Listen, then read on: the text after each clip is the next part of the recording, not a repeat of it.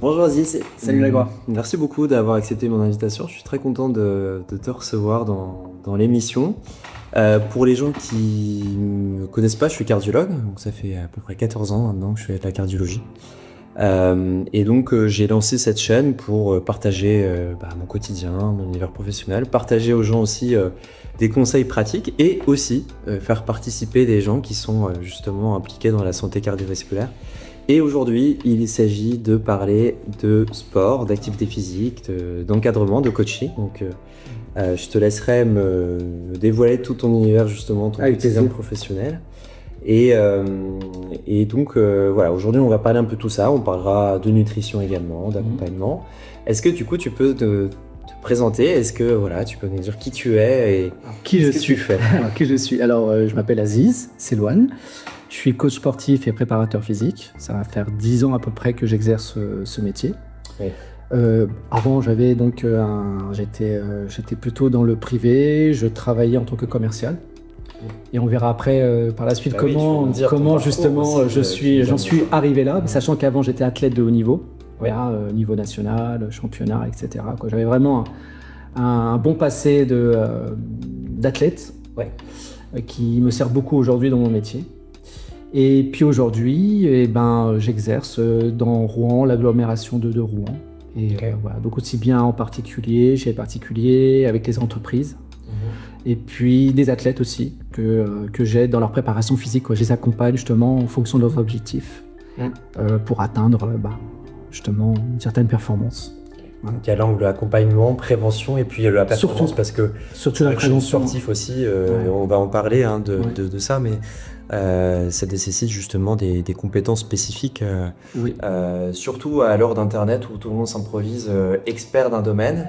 Écoute, on va bien en parler avec plaisir. Complètement. Notre pédigré, et c'est ce qui rend l'exercice difficile, et c'est d'ailleurs ce qui m'a aussi amené à faire cette chaîne, c'est de d'une part, certes partager pour ma part en tout cas, le quotidien qui me plaît, mais aussi lutter contre les fake news, les mauvaises infos erronées, voilà, et qui desservent beaucoup les gens. Ils ont besoin d'avoir des messages clairs et peut-être de gens qui ont les mains dans le cambouis et qui voient ça au quotidien, parce qu'on peut s'improviser expert d'un domaine très facilement sur Internet. Ça fait combien de temps que tu exerces du coup cette activité de coaching? Ça fait 10 ans.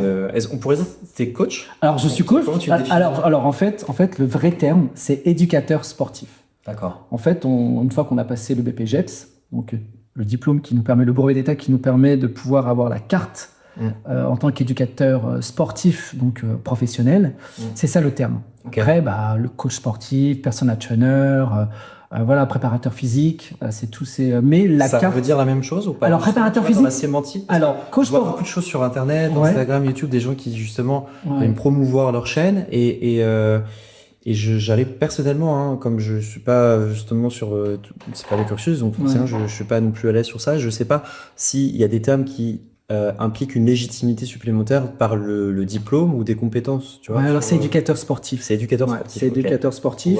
On parle pas de l'enseignement. Coach APA aussi ou des choses comme ça. Éducateur sportif. Après il y a plusieurs spécialités. D'accord. Alors chacun passe sa spécialité, mais on est éducateur sportif. Après il y a la nomination coach sportif, personal trainer, etc. Mais ça le fait. Oui, exactement. C'est exactement. Qui est reconnu, qui est validé par une exactement par le ministère des Sports. Ah oui, c'est vraiment une carte professionnelle. Exactement. Donc demain, quand quelqu'un veut trouver un coach sportif ou un éducateur sportif, il demande sa carte. Et voilà. Et là, effectivement, on a la carte d'éducateur sportif qui est délivrée par le ministère des Sports. Voilà. Justement, comment les gens arrivent à toi? Comment parce que tu as d'expérience, ça fait un bon moment que tu fais ça. Exactement. Mon âge aussi, 50 presque. Voilà, j'ai 50 ans et demi. Voilà, précisé. Et pour le coup, tu les fais pas. Et c'est vrai que, preuve que l'activité physique aussi aide à garder une jeunesse, on va en parler. Mais à côté, je me dis, des gens qui se lancent et qui ont envie de se faire un nom, ça peut être compliqué. Donc voilà, comment toi, tu as réussi à te faire cette clientèle, parce que je dirais patientèle, on reviendra peut-être sur le terme de savoir si tu dis. Alors clientèle, parce que c'est vrai que patientèle, c'est vraiment domaine médical. Médical. Faut pas, parce qu'après, si on ouvre cette porte-là, on est quand même sur l'intégrité physique des personnes. Non, en fait, comment je suis arrivé à ce métier-là, c'est que, en fait, j'étais athlète. Ouais. Ensuite, après être athlète, on sait qu'en France, persévérer et gagner sa vie en tant que sportif, c'est très compliqué, surtout au niveau de l'athlétisme. Donc après, j'ai fait un choix effectivement de plus partir dans de travailler dans le privé. J'étais commercial. Et durant mes années commerciales, donc je travaillais dans la pub, j'avais un portefeuille client et j'allais voir des clients. D'accord. Et la plupart des clients que je voyais, c'était des chefs d'entreprise, des directeurs commerciaux, quoi, vraiment des gens qui avaient des postes à grosse responsabilité. Et j'ai fait ça pendant 15 ans. Et tout en exerçant mon sport, j'ai toujours été dans le sport parce que voilà, quand on a été athlète et qu'on sent le bénéfice que ça fait de faire du sport, c'est très compliqué de s'en passer. Et durant ces années-là, je me suis rendu compte que tout ce que je voyais en tant que client, ils se plaignaient de douleurs, ils se plaignaient de ci, de ça, etc. Certains étaient malades, etc. Puis la question que je voyais, c'est pourquoi on ne fait pas de sport ? Et systématiquement, c'était j'ai pas le temps, je sais pas comment faire, etc.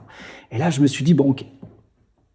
Ça a travaillé dans ma tête. Et puis, quand j'ai décidé, suite à une maladie, j'ai une maladie qui m'a fait arrêter de travailler pendant à peu près 18 mois, qui est assez lourd. Et donc, du coup, je me suis dit, bon, qu'est-ce que je vais faire qu'est-ce que je pourrais faire après ? Je me suis dit, si jamais je replonge dans cette maladie, qu'est-ce que je pourrais faire ?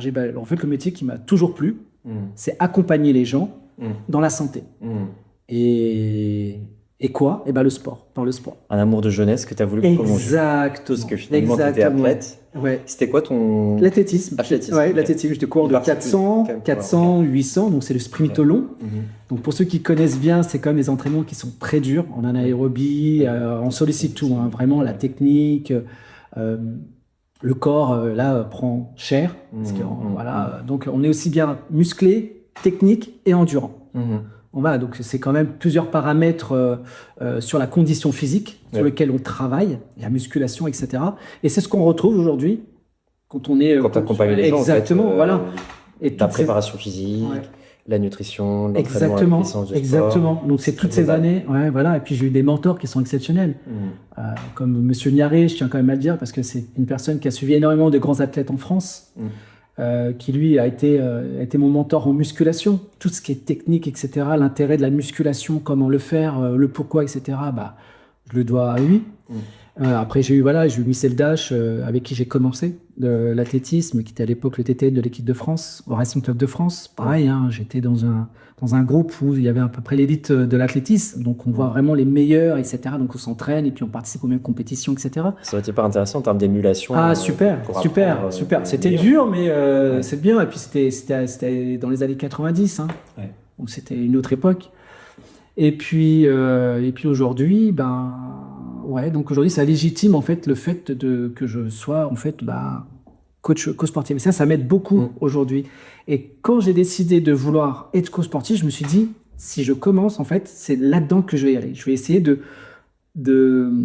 trouver cette clientèle plutôt PDG.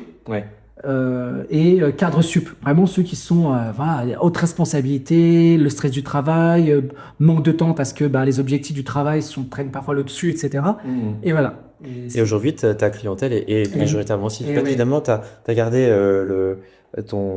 l'amour de jeunesse, on peut dire, l'émotion par ton entraînement et puis par si je comprends bien, le fait d'avoir gardé le côté portefeuille client, chef d'entreprise, etc. Et finalement, tu as mélangé les deux. Exactement. Mon parcours de commercial avec un portefeuille client, en fait, il y a après comme micro-entreprise, on va dire. Donc, j'avais un peu la même façon de travailler qu'un chef d'entreprise. On avait un portefeuille client, on avait des objectifs d'affaires, et puis on était plus ou moins un peu seul. On était un peu autonome pour gérer ça. Et puis, là, du coup, je l'ai retrouvé. Et comme je travaillais dans la pub, avant de commencer de faire mes diplômes, en fait, j'ai commencé déjà à créer ma communication.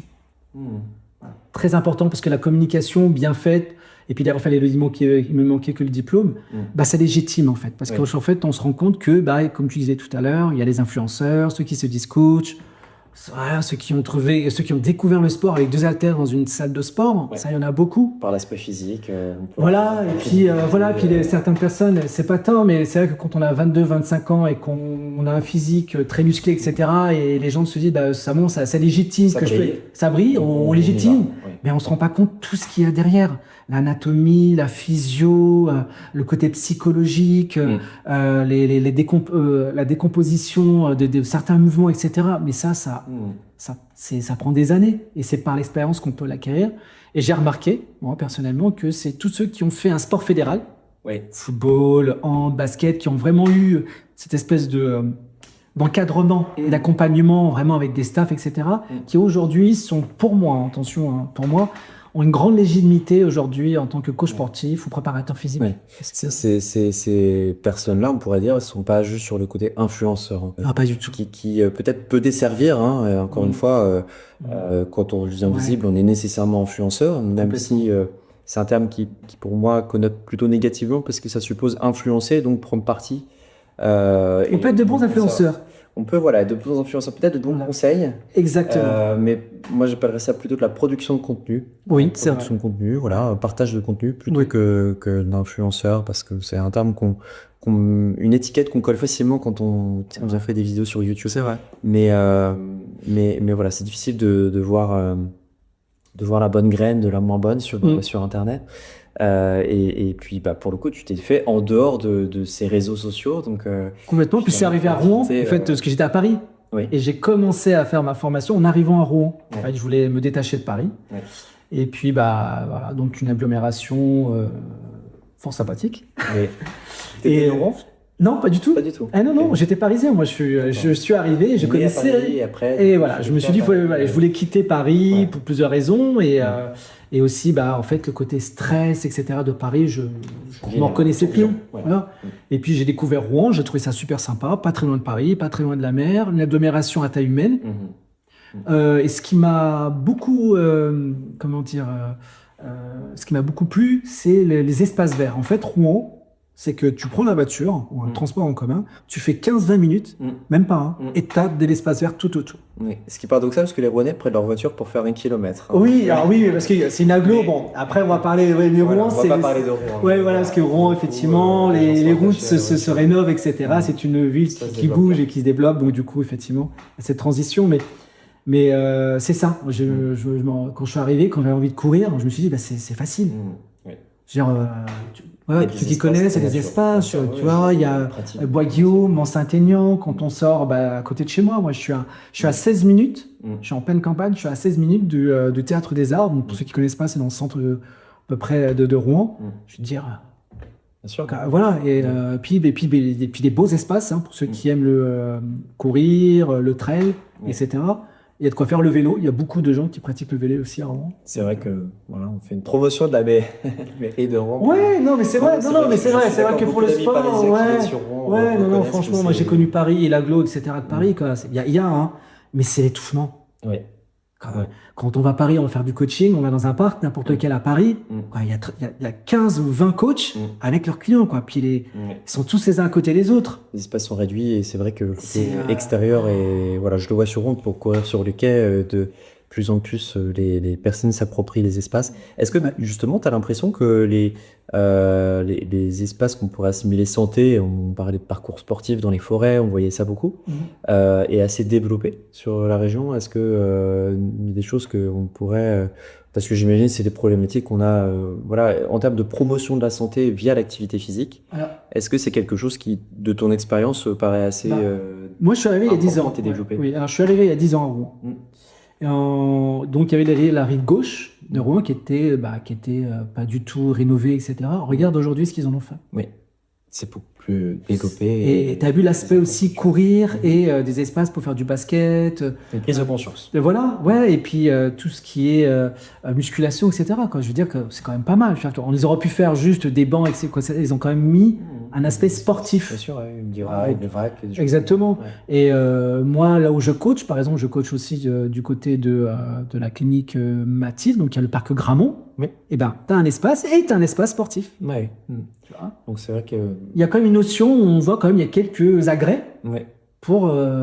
c'est pas comme certains pays où j'ai pu aller voir, comme en Corée ou en Chine ou au Japon, où là, effectivement, on en voit partout. Ouais. C'est ça, pareil. Je suis allé aux États-Unis, j'ai vu aussi. Voilà, mais je vois que les choses changent quand même. Donc ça, c'est mon domaine, la santé aussi. Donc forcément, je suis content de voir que les gens s'approprient ça. On en reparlera parce qu'il y a l'aspect de la sédentarité et on peut être sportif et sédentaire, malheureusement, ça on pourra détailler. Mais pour revenir à la chaîne, j'avais une question. Est-ce que tu écoutes des podcasts? Est-ce que c'est un univers qui te plaît? On y vient, vas-y. Alors, en fait, non, j'écoute pas de podcast, c'est vrai. Donc, en fait, là, je vais faire le premier podcast et je vais l'écouter. Voilà.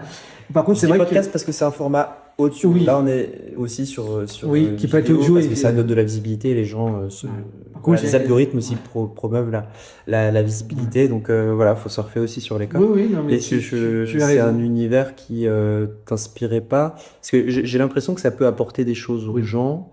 Mais après, c'est une question de sensibilité. Toi, t'avais peut-être pas nécessairement. Non, en fait, alors c'est moi qui va pas au podcast, mais c'est vrai que j'ai un de mes frères, Karim, qui lui est très très podcast. Donc c'est vrai que parfois il nous envoie, j'écoute, et je vais être franc avec toi, si c'est hyper long, je décroche. En fait, c'est compliqué. Ouais, ça marche bien quand on fait du repassage, ces courses. Ouais, mais voilà. Parce que voilà, c'est difficile. Je vois sur les chaînes, les émissions que tu proposes quand c'est très technique. Voilà, quand on fait de la route, tout ça, je veux bien. Mais c'est vrai que, on va dire que, faut pas que ça dépasse un certain temps parce que voilà. Mais sinon, non, mais c'est intéressant. Franchement, moi, je suis tombé sur des podcasts hyper intéressants. Est-ce que tu le recommandes des fois? Est-ce que tu as des chaînes dont tu as entendu parler, qui seraient de qualité, de podcasts, podcasts, chaînes YouTube, TikTok. Enfin voilà, je trouve qu'il y a le meilleur et le pire. En réalité, alors je vais peut-être te décevoir, mais je suis. Oui, c'est très intéressant. Mais mais en fait, de voir qu'on peut ne pas être dans cet univers-là et apprendre des choses par des collègues, par plein de choses. On n'est pas nécessairement obligé, mais je trouve que c'est une source d'information. Oui. Quand les gens ont une légitimité, encore une fois, parce que. Je vais regarder sur YouTube, en fait. Ok. Sur YouTube. Moi, pourquoi? Parce que en fait, YouTube, c'est moi qui va chercher l'information. Voilà, je sais et je peux réguler, savoir si c'est vrai, pas chercher, etc. C'est-à-dire qu'on ne m'impose pas ça. Je sais pas comme les autres réseaux où quand tu scrolles, etc. Tu as la chose qui vient et que tu n'as pas peut-être forcément envie de voir ou tu vas être déçu parce que c'est pas du tout du bon contenu. Les algorithmes suggèrent. Voilà, et ça, moi. Il y a un peu YouTube quand même parfois sur des chaînes. Voilà, oui, alors tu cherches ce que tu veux, mais après on va te donner effectivement, mais au moins tu as le choix. Ça que c'est pas la chose qui va t'arriver tout de suite. Et voilà, et puis comme tu disais, c'est vrai qu'il y a tout est mélangé en fait. Il y a des bons contenus, des mauvais contenus, quoi. Et c'est vrai que c'est YouTube. J'avoue, moi, quand j'ai envie de chercher quoi que ce soit, je vais sur. Ou alors, c'est vrai, sur Insta aussi. Je regarde effectivement certains qui sont bons. Je regarde plutôt ceux qui sont dans l'information, transmettre de l'info, etc. Que ceux influenceurs, voilà, où tu vois, tu as l'influenceur avec les codes promo, patati. Alors ça, c'est. Je suis d'accord, je trouve que ça dessert beaucoup. Donc quand tu vois que ça te lance une info, puis direct, si vous avez ça, code promo, à lâcher. Oh mince. Ça peut être désolant. Je suis d'accord. Après, les gens peuvent faire en libre, donc je porte pas de jugement. Non, mais c'est comme tu me demandais à moi, c'est vrai que c'est pas comme ça. Ça renvoie une image peut-être un peu mercantile. Justement, pour revenir sur l'aspect, donc la légitimité que tu avais dans ton parcours, c'était la pratique initialement. Tu t'es fait tout seul sur le terrain et tu t'es inspiré du coup des meilleurs pour obtenir des connaissances. Et puis donc après, tu as suivi un parcours plus théorique pour obtenir le diplôme. Oui, alors c'est quel que soit le niveau de la personne qui veut exercer ce métier, de passer un diplôme. Bien sûr. Parce que même si on est très fort, demain, si tu veux créer ta boîte, tu veux par exemple, moi je fais des team building, etc. Donc je fais des facturations. Parfois on me demande ma carte pro. C'est logique, je veux dire, il y a le responsable commercial, il veut faire un team building, il y a 30-20 personnes, puis il y a des règles à respecter, donc il y a ça, plus la carte, la responsabilité professionnelle, et puis la carte professionnelle. Oui, bien sûr, comme tout professionnel. Parce que demain, il y a les assurances qui sont engagées, quoi que ce soit, etc. C'est bien ça. Voilà. Ça c'est sûr que, voilà. Et justement, sur l'aspect théorique, en tant que cardiologue, ma question, justement, est-ce que il y a un aspect des maladies. Est-ce que c'est vraiment de l'accompagnement?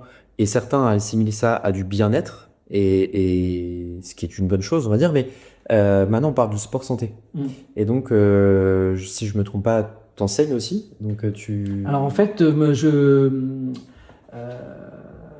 j'ai aidé donc la PSL 76, donc qui est un centre de formation pour passer des brevets d'État. Donc effectivement, donc, je faisais aussi donc jury, évaluateur. Oui. Et effectivement, en fait, ce qu'on essayait aussi de leur faire comprendre à ces jeunes-là, c'est qu'à partir après le diplôme, ils deviennent des entreprises, ils deviennent une entité professionnelle. Ouais. Et on leur dit à chaque fois aussi, est-ce que vous êtes prêts à donner de votre temps pour votre client? Parce que beaucoup pensent qu'en faisant le métier de coaching, ils vont s'entraîner beaucoup pour soi, etc. Ok, mais à un moment donné, il faut aussi faire des heures pour coacher. Donc, tu vois, donc c'est pour ça que parfois, certains, moi je pense qu'ils sont parfois trop jeunes. Pourquoi? Alors, parce que je pense que être coach sportif, c'est aussi travailler sur l'intégrité physique. Oui. Et l'intégrité physique, voilà, c'est quand même, il ne faut pas faire n'importe quoi. Donc, il faut avoir des connaissances. Il faut avoir justement des connaisses. physio. Voilà, c'est ça, justement, physiologie et ceci. Parce qu'en fait, comprendre le métabolisme, le corps humain, etc., l'anatomie, ça va de soi, sur en plus de musculation. Exactement. Et l'angle, justement, les warines, en fait. Les pathologies.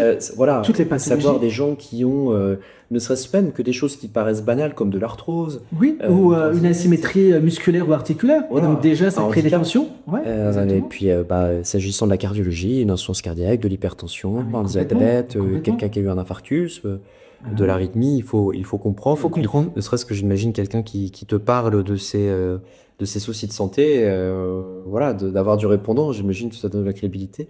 Bah oui, et puis surtout en fait tu l'acquiers tout ça avec des années. En fait, plus tu pratiques, plus tu as de clients, les années passent et en fait tu as des cas à chaque fois.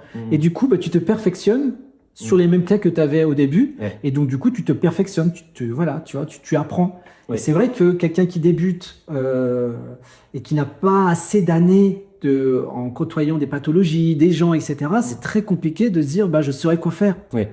Donc tu te sens à l'aise pour dire à quelqu'un qui a un problème de santé, je peux vous accompagner. Ah mais complètement. Okay. C'est très rassurant parce que alors c'est pas alors je pense donc de la rééducation cardiaque parce qu'en fait c'est des équipes pluriprofessionnelles, donc il y a des kinés, il y a des coachs à pas, il y a des infirmiers, des psychologues, nutritionnistes, il y a beaucoup de monde, 10 000 et ça peut être rassurant, mais quand on est tout seul, quand on est auto-entrepreneur, entreprise individuelle, etc., faut être sacrément armé pour arriver à accompagner les gens. Je vais dire pourquoi. Parce qu'en fait, il y a moi, mais en fait, je travaille aussi en collaboration avec des cardiologues, avec des rhumatos, des ORL, des psychiatres aussi, parce que parfois il y a aussi des pathologies, etc. Donc voilà, il y en a qui sont sous traitement aussi, lourd, voilà. Donc qu'est-ce que je peux faire, etc. Parce qu'il y en a justement qui veulent perdre du poids, leur traitement, par exemple comment on dit,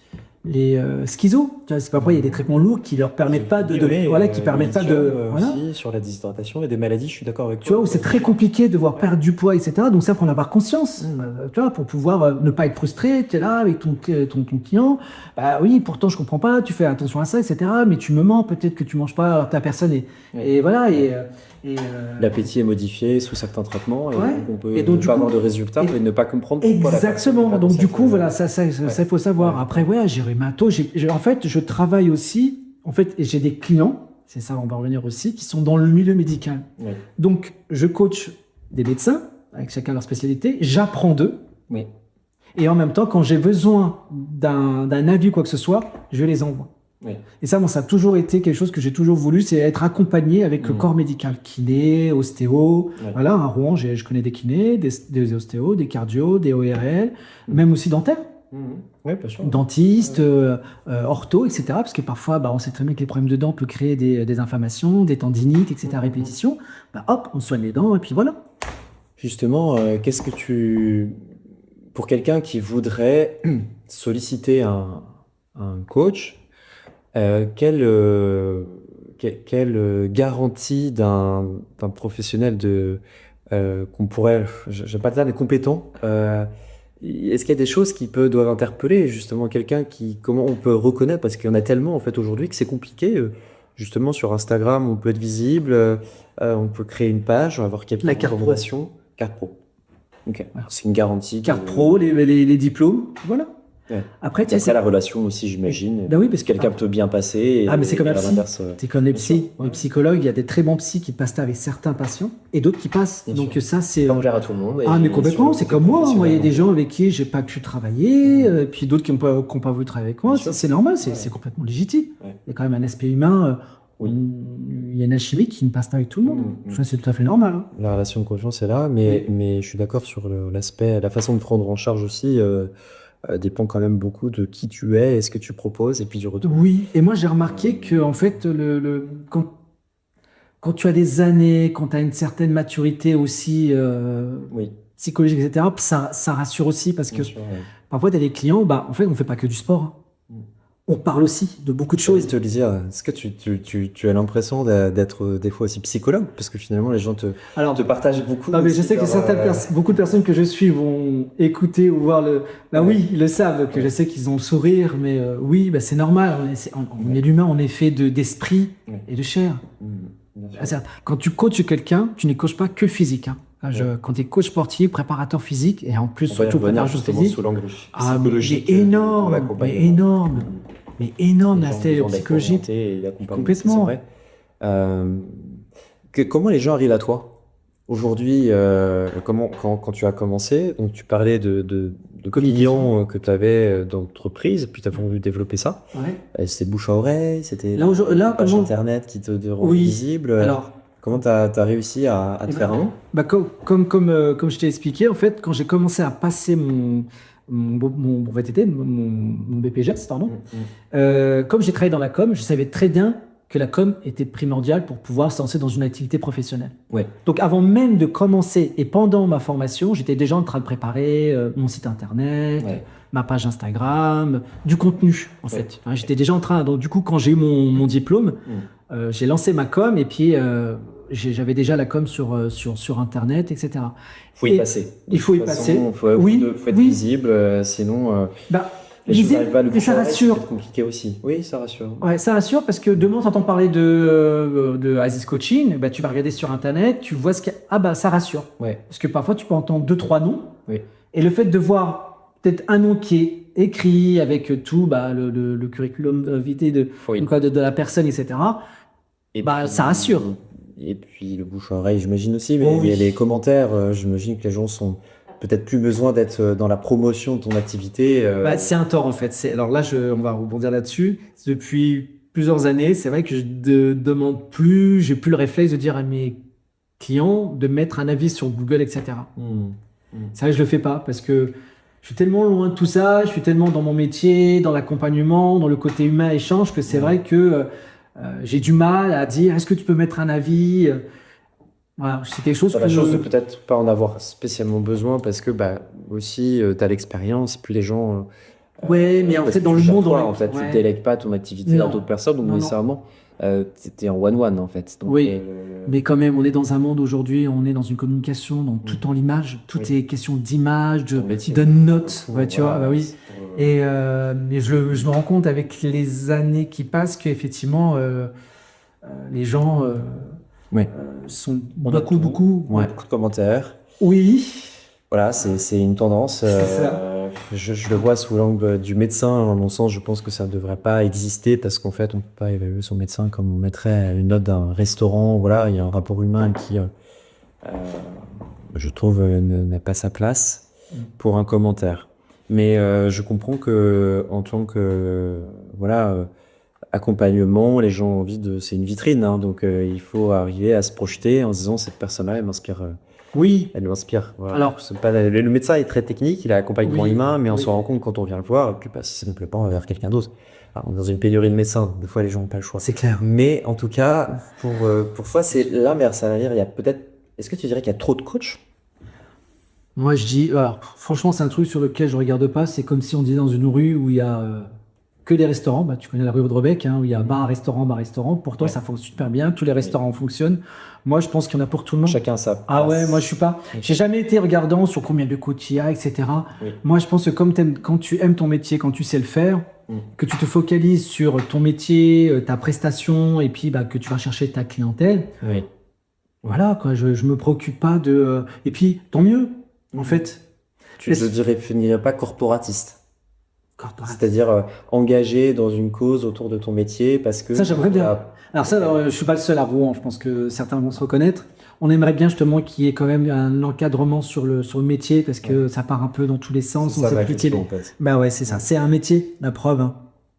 Une petite anecdote, je pense que je t'en avais parlé, c'est que quand on me dit qu'est-ce que tu fais comme métier, je dis je suis coach sportif. Ok, on me dit ok, mais tu fais quoi d'autre comme métier? Voilà.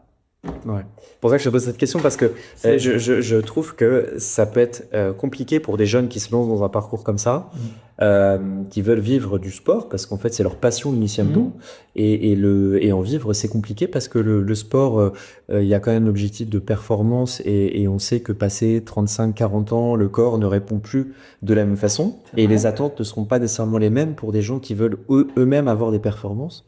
Donc on va avoir peut-être un biais psychologique d'aller vers des jeunes qui, pour le coup, sont clairement dedans. Ça va être vrai pour la musculation, parce que le corps est plus athlétique, plus beau quand on est plus jeune. C'est comme ça, la masse musculaire est plus développée. Mais voilà, il y a peut-être cet aspect de gagner de la légitimité. On la gagne aussi bien, effectivement. C'est aussi par ça. Alors, t'as raison.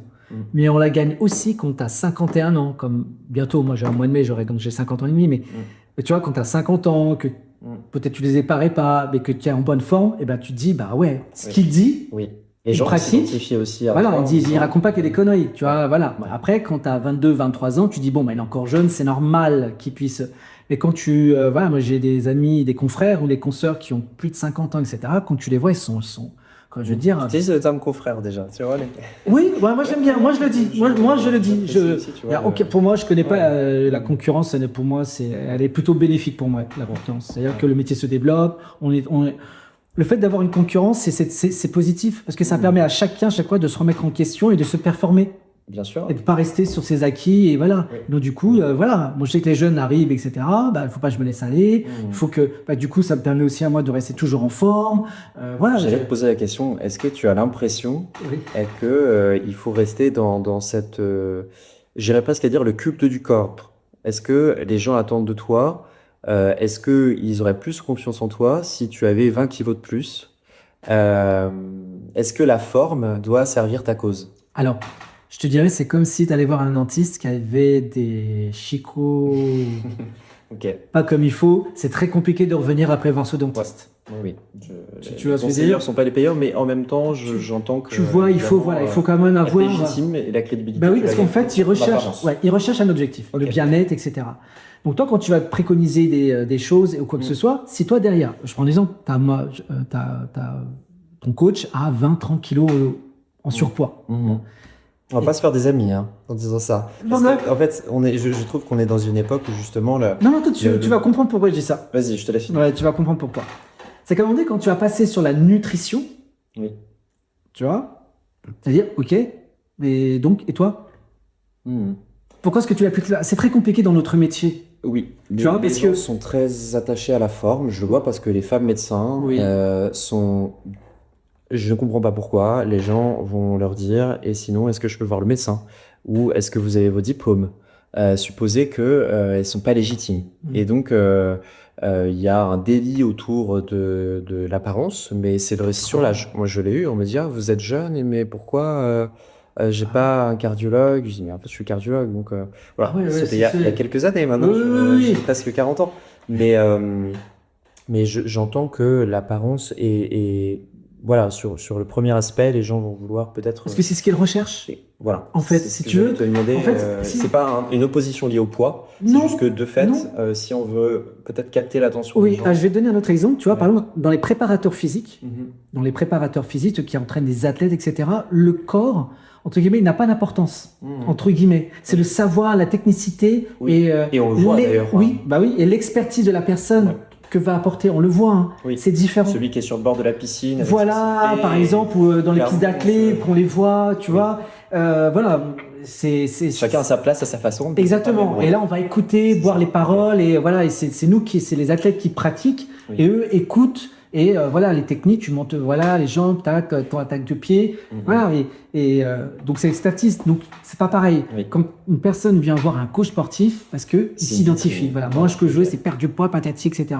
Et si tu vois quelqu'un, c'est surtout pas péjoratif, c'est pas négatif, mais les gens aujourd'hui veulent trouver en fait compte quelque chose que tu ressens dans ton quotidien. Ah oui, oui, ouais, oui. Et quand t'arrives, tes pieds. Je comprends la démarche que peuvent avoir les gens, même si en effet ça peut stigmatiser des personnes qui voudraient se penser. Et je pense que ça reste compliqué aussi parce qu'ils ont aussi la légitimité technique, théorique, etc. Et nécessairement, c'est des remarques que on peut avoir. Mais je l'entends tellement souvent via des collègues, des consoeurs, médecins en femmes, que voilà, aux plus jeunes, c'est surprenant, mais c'est un fait. Oui. Pourvu que ça change en tout cas. Ouais. Mais voilà, c'était intéressant d'avoir cette petite échange. Je voulais te demander donc sous quel angle t'accompagner les gens. Est-ce que les gens attendent de toi des conseils purs, sans être sur de la pratique de l'activité physique? Est-ce que les gens sont sous l'angle de la prévention parce qu'ils ont une maladie, ils veulent l'améliorer ou la stabiliser? Est-ce qu'ils sont vraiment dans un objectif de performance parce qu'ils sont athlètes de haut niveau et ils veulent réussir une compétition, gagner les podiums, etc. Comment tu les prends en charge? Comment ça se passe en fait quand on veut te solliciter? Mais j'imagine que c'est la même chose pour quelqu'un qui a une activité de coaching. Oui, c'est en fait, là tu as cité en fait compte tout type de demande qu'on peut avoir chez un coach sportif. Donc tous ces aspects-là, j'ai tout. tu les vois. Il y a tout, en fait. Et tu réponds positivement à chaque demande. Oui, bien sûr. Parce que en fait, la base, c'est la santé. Ok, oui. En fait, le tronc commun de tous, c'est en fait la finalité de faire de l'activité physique, sportive, quoi que ce soit. En fait, la finalité aussi, c'est d'être en bonne santé. Oui. Donc en fait, que la personne veut être performant, en fait, performant, certes, mais en faisant attention et qu'il ne soit pas blessé. La perte de poids, c'est pour la santé. Aller plus vite, c'est aussi pour la santé. Prendre de la masse musculaire, c'est pour la santé et aussi parfois faire du sport parce qu'on a une pathologie au niveau soit articulaire, tendineuse, cardiaque, etc. C'est pour la santé. C'est toujours le tronc commun, c'est pour la santé. Donc toi, tu es d'accord pour l'emploi du terme sport santé? Mais complètement. Moi c'est ce que je dis. Alors moi c'est. Il y a du sens et qui en plus. Complètement. Surtout aujourd'hui. Ouais. Pour le coup, je suis d'accord sur cet aspect-là parce que moi je suis content parce qu'on sait que les jeunes, malheureusement, sont de moins en moins actifs, ont de plus en plus des problèmes de poids, encore d'obésité, de situation d'obésité et de sédentarité. Ouais, et que les capacités physiques d'un enfant des années 80 et aujourd'hui a perdu 30% de capacité. C'est quand même énorme. Oui. C'est incroyable. Peut-être une éducation importante à faire autour de ça. Les écrans n'aident pas. Je ne vais probablement pas rentrer dans le débat sur l'éducation et comment on peut accompagner les gens les enfants en l'occurrence pour l'activité physique, mais c'est un gros problème et la prévention n'est pas mesurable. Donc en fait, c'est compliqué de le chiffrer et surtout du coup de mettre des moyens, pas que financiers, des moyens humains. C'est peut-être un aspect peut-être plus, ça aurait être philosophique, mais qui interroge quand même. Est-ce que tu te définirais du coup comme un soignant? Alors, ça dépend. C'est quoi? Donne-moi ta définition du mot soignant. Je dirais qu'un soignant, c'est quelqu'un qui est dans le soin. Et le soin, il passe par l'accompagnement. La santé, en fait, on dit que c'est un état de bien-être à la fois physique, psychologique, social. T'es sûr qu'on soigne? Moi, je dirais que c'est un soignant. Mais complètement. Bien sûr. C'est vrai que la santé est un bien qui est précieux et quand on promeut l'activité physique, j'imagine nécessairement que oui, on est un soignant. Évidemment, on n'a pas nécessairement besoin d'être infirmier, médecin, psychologue. Non, oui, c'est le bien-être. Le bien-être. Ouais. Le bien-être fait partie du soin. Exactement. C'est tout à fait. C'est des activités professionnelles qui sont autour du bien-être. Est-ce que j'ai un petit peu de sémantique sur le mot sport? Oui. Le mot sport, dans ma pratique, j'ose pas l'utiliser parce qu'en fait, ça revêt une dimension plutôt péjorative, plutôt négative de performance. Et est-ce que c'est par l'expérience, parce que quand je demande aux gens est-ce que vous faites du sport, les gens tout de suite me disent ah non, non, certainement pas, j'ai J'aime pas pas ça. prévu. Voilà, un, j'aime pas, et deux, j'ai pas prévu de faire le Tour de France. Voilà. Donc D'accord. en fait, ça m'interroge toujours un peu parce qu'en fait, il y a déjà, ça suppose un a priori très négatif autour de l'activité physique, j'ai plutôt ce terme-là, du coup de performance, et les gens vont s'imaginer clairement que bah, ils sont évalués comme à l'école, on avait une note de sport. Et ben, c'est Absolument, je ne comprends pas de mettre une note au sport parce qu'en fait, ça doit rester avant tout du plaisir, et c'est aussi pour ça que beaucoup d'adultes n'en font pas parce qu'ils gardent un très Eh ben, c'est ça. Toi, tu vois, donc t'as C'est son regard aussi. Exactement. Ok. C'est exactement ça. C'est quand tu parles de sport, on dit ah ben non, j'aime pas le sport. Ouais, pourquoi? Ah non, c'est bon. On se rappelle, Ah le ouais, sac, là, les c'est affaires exactement. mouillées, la note, Et puis les notes. Les gens n'étaient pas forcément bons. Et parce que je pense que le sport doit être évalué par rapport à une évolution et pas par rapport à un barème. Ouais. Voilà, si tu fais Sur pas la de là à là. performance. C'est ça, genre t'as sauté 1m60. Voilà. Non, plutôt sur une évolution. Ouais. Toi, quelqu'un qui est parti de 1 mètre et qui fait 1m20, bah, il y a une progression. Donc, tu es noté sur la progression. Ouais. Et pas sur une performance obligatoire à faire parce que, voilà, et c'était comme ça avant. Hein. Je l'ai connu comme ça, c'est pour ça que je Moi aussi. dis de ma propre expérience. Bon, Je sais j'étais pas bon, comment forcément. c'est maintenant. Ouais. Non, mais voilà. Je te le souhaite. Non, mais voilà. Alors, moi, j'ai aimé le sport depuis tout le temps, donc je pense que j'étais. Je sais pas, j'ai baigné depuis le plus jeune âge, donc voilà, c'est quelque chose sur lequel je me suis pas interrogé, mais je me rappelle que quand on était à l'école, c'était quand même très compliqué pour ceux qui étaient en surpoids, ceux qui n'aimaient pas, ceux qui étaient jugés parce qu'ils n'étaient pas performants.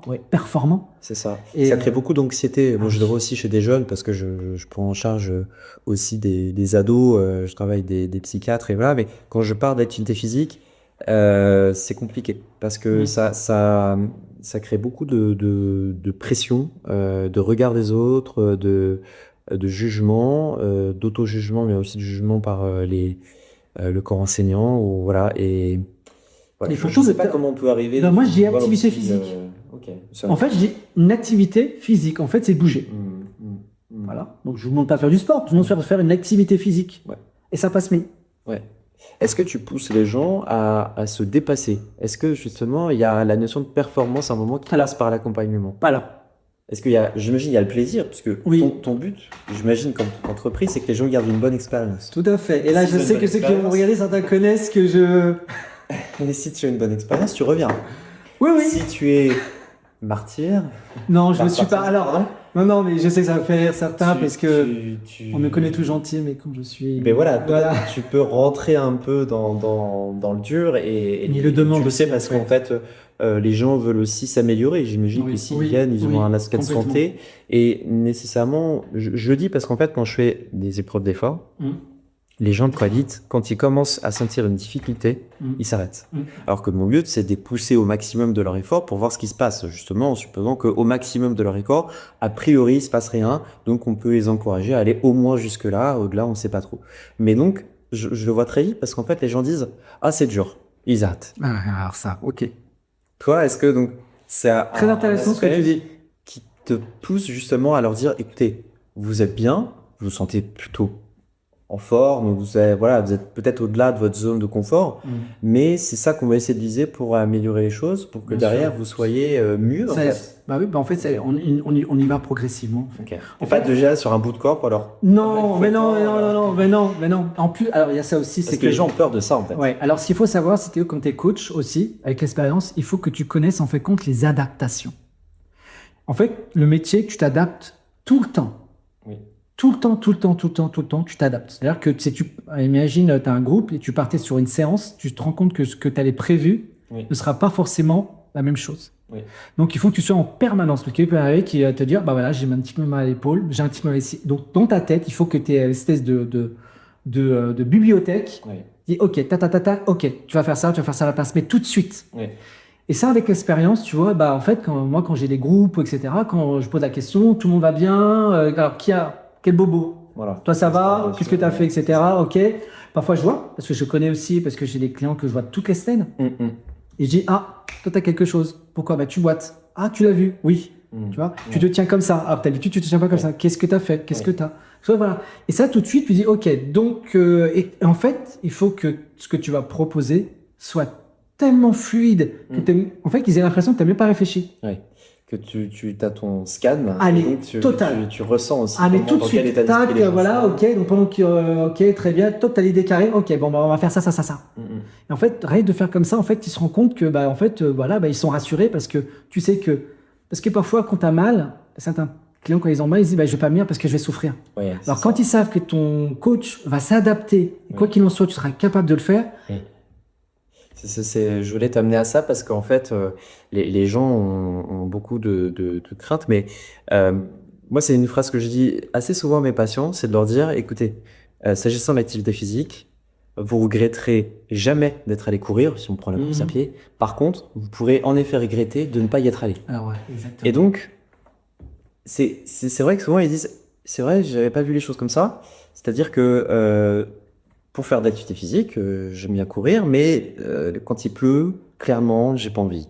Pourtant, je suis super content et fier. Et pourquoi? T'as vu tout Parce ce que que c'est fait, Oui. exactement. En fait, il y a l'effet, en effet, comme tu dis, lié au sport, des endorphines, beaucoup d'hormones du plaisir qui peut Oui, être accompagné. ce sont ce que je dis en fait. C'est gratifiant. Oui, je dis à mes clients, c'est qu'on fait compte l'activité. Et c'est ça que du coup, ça intéresse. Parce qu'il faut savoir en fait compte. Si je vais parfois quand je dis oui, allez, on fait les abdos, et il y a certains abdos qui sont plutôt les abdos du bas, les abdos du haut. Oui. Et parfois je dis allez, là, on est sur les abdos du bas, c'est très bon pour le bas du ventre. Et là, on les voit, ils sont dynamiques parce qu'ils veulent perdre un petit peu la bouée, donc il faut savoir leur parler. Oui. Et moi, je leur dis pareil, vous savez, quand vous faites une activité physique, à la fin et pendant l'activité, vous allez sécréter en fait compte des hormones réparatrices du corps humain. Bien sûr. En fait, vous allez réparer. Oui. Et donc, si vous ne les stimulez jamais, votre corps ne fera tout le temps que s'user, se faire mal. Il s'oxyde, il rouille. Exactement. Tu vois, donc du coup, bah, il y a des amplitudes qu'on n'a plus. Donc du coup, bah, ça fait de l'atrophie musculaire et articulaire. Bah, le cœur, c'est pareil. Le cœur, c'est un muscle et quand tu travailles. Et donc, en fait, il y a toujours l'aspect santé qui vient. Tout le temps. Parfois, j'ai des athlètes ou des personnes que je fais travailler avec certains mouvements de plio, iso, etc., qui sont un peu durs et tout. Mais ils savent que pourquoi ils font ça, parce que derrière, ils vont être plus performants, ils se feront moins mal. Oui. Moins mal au dos. Exactement, et ils pourront continuer à faire. Voilà. C'est des gestes du quotidien. Exactement. C'est intéressant ce que tu dis parce qu'en fait, j'ai régulièrement des gens qui viennent pour des bilans d'essoufflement. C'est-à-dire qu'ils sentent que passer un certain âge ou un certain poids ou des moments compliqués de leur vie, ils consultent donc un cardiologue parce qu'ils se sentent essoufflés. Et ils disent, je comprends pas, voilà, on a fait tout le bilan, donc tout est ok, et donc on parle de déconditionnement musculaire. Et c'est là où j'arrive à leur dire, mais écoutez, faites de l'activité physique parce qu'aujourd'hui, c'est compliqué pour ça, mais à un moment où vous faites tellement pas d'activité physique que c'est le quotidien qui est un effort pour vous et qui est difficile et pénible. Très bien. Donc j'essaie de leur dire, on va essayer de remonter ça pour que votre niveau de tolérance, le quotidien ne devienne plus un effort. Exact. Et donc une source de gêne et potentiellement de handicap en fait. Donc j'essaie aussi de les... c'est exactement ça. C'est ce que toi tu essaies de les pousser un peu. Donc en fait la performance elle n'est pas sous l'angle de faire de vous des athlètes, mais faire de vous des personnes plus endurantes, plus capables de résister à des efforts. Bien vieillir. C'est ça. En fait, c'est être bien tout le long de la vie. En fait, il faut savoir que le corps, de toute façon, pour qu'il puisse être dans une santé constante, il faut toujours le mettre un peu en stress au-dessus pour que la ligne reste linéaire. Oui. Et en fait, il faut toujours stimuler pour que le corps se dise « Ah, bon, on a besoin de nous, on a besoin, donc je continue à être en fonction. » Et c'est quand on arrête que là, du coup, on dégage. Donc, il faut toujours mettre cette petite pince de pincement pour qu'en fait, on ait une santé linéaire. Et c'est encore plus vrai avec l'âge. Oui. Et les gens l'acceptent bien, ça? Ah, mais complètement. Oui, parce que, alors, je le fais pas avec un fouet martinet, même si certains pensent que, tu vois, mais non. Tu ne maltraites pas tes clients. Non, alors. En tout cas, avec bienveillance. Voilà, exactement. Après, c'est qu'ils en demandent, mais. A priori. Ouais, voilà. Oui. Mais non, mais c'est toujours dans la bienveillance. Tout le temps. Et puis, en fait, c'est que, tout ce que font mes clients, je les fais. C'est-à-dire qu'en fait, je sens ce qu'ils font. En fait, je sais, parce que je le fais, je les subis et je sais tout. Même par exemple, quand ils font, par exemple, je prends l'exemple de la chaise, ils font la chaise contre le mur, et ben même quand ils bougent un petit peu la hanche, je le vois. Et non, oui, je sais qu'ils compensent. Et arrête de compenser. Tiens, il me dit, mais tu vois tout. Mais oui, parce que je leur dis, moi aussi, j'ai fait. Oui. Je dis, moi aussi, j'ai essayé de compenser. C'est bien décomposer le mouvement. Et je sais que je fais des choses qu'il ne faut pas faire pour essayer de compenser. Donc, je les connais. Donc, du coup, j'anticipe. Et donc, du coup, et c'est ça aussi, c'est que quand tu es coach, tu es 100% avec ton client. Parce que parfois on me dit tu fais pas le coach avec eux, tu cours pas avec eux, tu fais alors, courir, oui ça arrive. J'ai dit non, moi j'ai plus rien à prouver, moi j'ai mon côté à moi pour m'entraîner. Tu vois, je m'entraîne moi. J'allais te demander, est-ce que tu t'entraînes beaucoup, régulièrement? Oui, régulièrement. Dans ton Mais complètement, heureusement. Oui, c'est la vie. Parce que ça fait partie. Pas cette apparence et puis mais le côté. C'est un besoin. C'est un besoin. Pour ta santé. C'est le même besoin qu'ont mes clients. En fait, c'est le même besoin. Le besoin de sentir bien, etc. Moi, c'est quelque chose que je fais depuis ma jeunesse. Donc forcément, non. Et puis c'est un équilibre. Les gens se sentent mieux dans leur corps en faisant l'activité physique? Oui, ils me disent. Ils me disent. Ou alors parfois j'ai des clients qui sont pas forcément très réguliers, mais dès qu'ils ont ils sentent une douleur au niveau du dos, au niveau lombaire, tu sais, ou un peu au niveau de la sciatique. C'est vraiment les deux symptômes, lombalgie, et sciatique. Là ils sont là. Ils disent oui. Et c'est bien parce qu'en fait, ils savent que c'est en bougeant. Pour avoir des amis kinés, c'est vrai que les gens sont étonnés que de moins en moins les kinés font des massages. Et en fait, l'appellation massage serait peut-être aussi retirée de l'aspect de la kinésithérapie. Simplement parce que c'est la science du mouvement en fait. Et donc, dans le mouvement, il y a l'idée quand même de bouger. Et ça passe des fois par des choses un peu douloureuses, compliquées. Le massage, je suis parti d'un aspect. Je suis pas kiné, mais en tout cas, de ce qui m'explique, c'est que vraiment, à ta façon, tu fais la promotion du mouvement. Et complètement. Tu ne seras pas kinésithérapeute parce que c'est pas possible de vite, mais en tout cas, les gens de plus en plus comprennent que, en effet, il ne s'agit pas d'aller se mettre sur une table, qu'on masse un muscle et que derrière il soit réparé. Cette époque a existé parce que ça faisait partie des soins. Tout à fait. C'est bon pour les gens, mais de moins en moins, en fait, l'idée c'est d'accompagner les gens pour faire certains mouvements spécifiques pour que derrière ils aient moins de douleur. Et pour le dos, ça marche très bien. Moi j'ai fait marcher. Voilà. Marcher, certains étirements dynamiques. Et l'étirement. Exactement. Et parfois, effectivement, de toute façon, on peut élargir le sujet, mais c'est vrai que c'est, comme je disais tout à l'heure, en fait, le corps, en fait, on est des bipèdes qui ont toujours marché, on a couru tout le temps. Et aujourd'hui, en fait, c'est ce que tu disais tout à l'heure, le sédentarisme qui a diminué, en fait, les fonctionnalités, on fait compte de nous, l'espèce humaine, et qui a engendré tous les bobos, etc.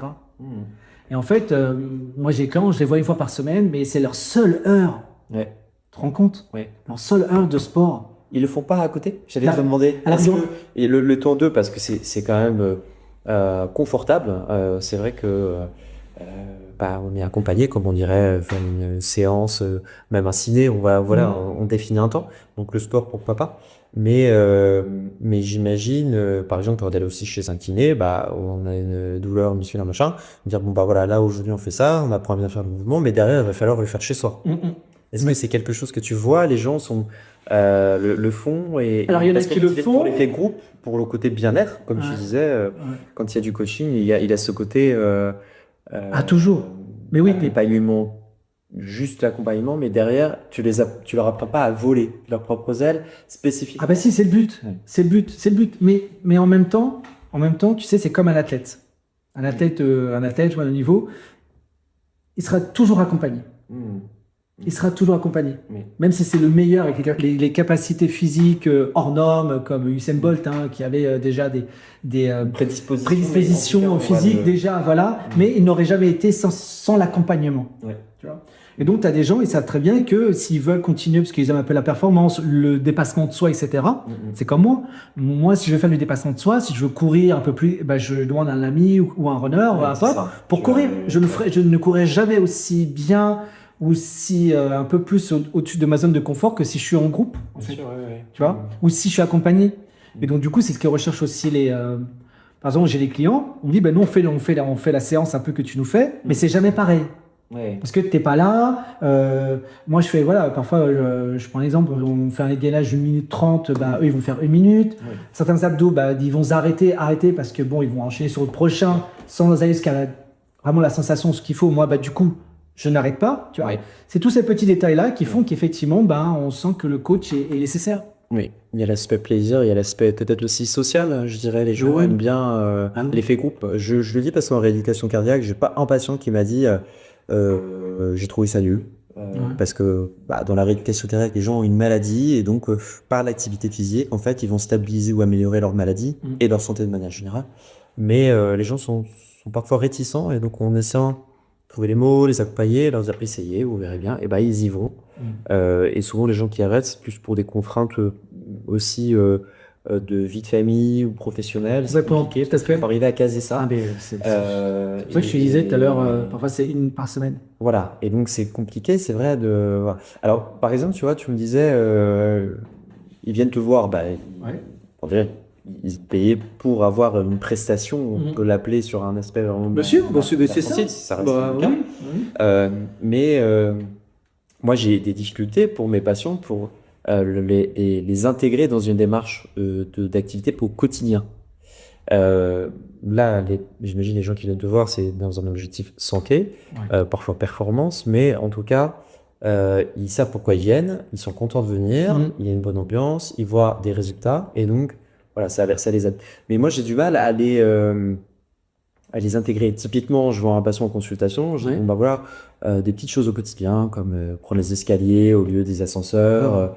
Et je sors de mon bureau, je prends le couloir et je les vois devant l'ascenseur. Je vais, qu'est-ce que vous faites en fait? Vous me dites que l'ascenseur, c'est pas votre truc. Et voilà, bien oui, mais là, cette fois, machin. Ah oui, mais ça, c'est. Et donc, j'essaye de prendre des petites allusions. Je leur dis, mais écoutez, voilà, vous vous brossez bien les dents 2-3 fois par jour, a priori.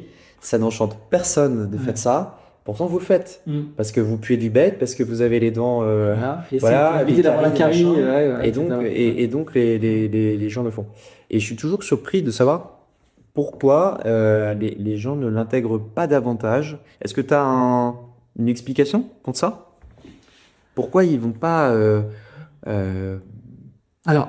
Il y a des gens qui peut-être naturellement le font et ça leur fait plaisir. J'ai des patients qui me disent moi, c'est vrai, tout le matin. Je me fais 10 minutes gainage, un petit peu de pompe, 2-3 biceps. Et en effet, ils ont l'air, en apparence en tout cas.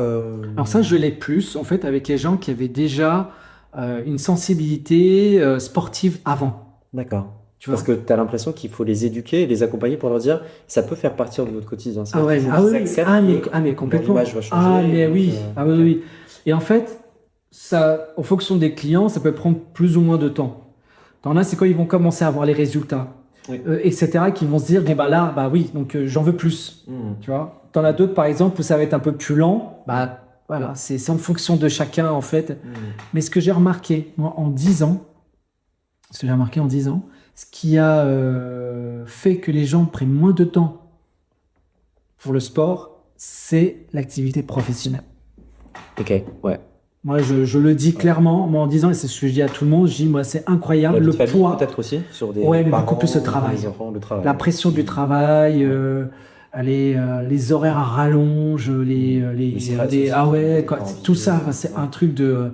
Moi, en 10 ans, c'est impressionnant. Moi, c'est un truc sur lequel Et du coup, c'est des facteurs de stress, donc le cas aussi, vous savez, dormir pas beaucoup, ne pas dormir beaucoup, c'est pas bon, sommeil, etc. Donc les gens après, les souffles au cœur, et tu vois, et voilà, mais en 10 ans, c'est ce que j'ai vu, c'est la pression du travail sur l'activité globale de la personne. Ça, c'est incroyable. C'est difficile parce qu'en effet, on nous reproche beaucoup en tant que cardiologue d'être des prescripteurs de médicaments. Et moi, c'est toujours ce que je dis aux gens. Je leur dis, ok, parce que les gens, de plus en plus, une partie me dit, ah non, mais de toute façon, je suis anti-médicament. Bon, c'est compliqué parce qu'en fait, ça veut dire que les gens viennent avec un a priori, mais quand même, ils viennent me voir. Donc moi, je leur dis, écoutez, si vous êtes anti-médicament, faites du sport. Alors, je donne pas comme ça, je suis d'accord avec toi. Activité physique. Je leur dis, ça passe par l'hygiène de vie, mais si vous êtes anti-médicament, il faut être aussi anti-maladie. Et donc, ça passe aussi par accepter que parfois, l'hygiène de vie ne va pas suffire et donc le médicament va soutenir, un peu comme lié aussi va consolider. Donc ça dépend à quel stade de leur vie ils se trouvent, en tout cas de la maladie.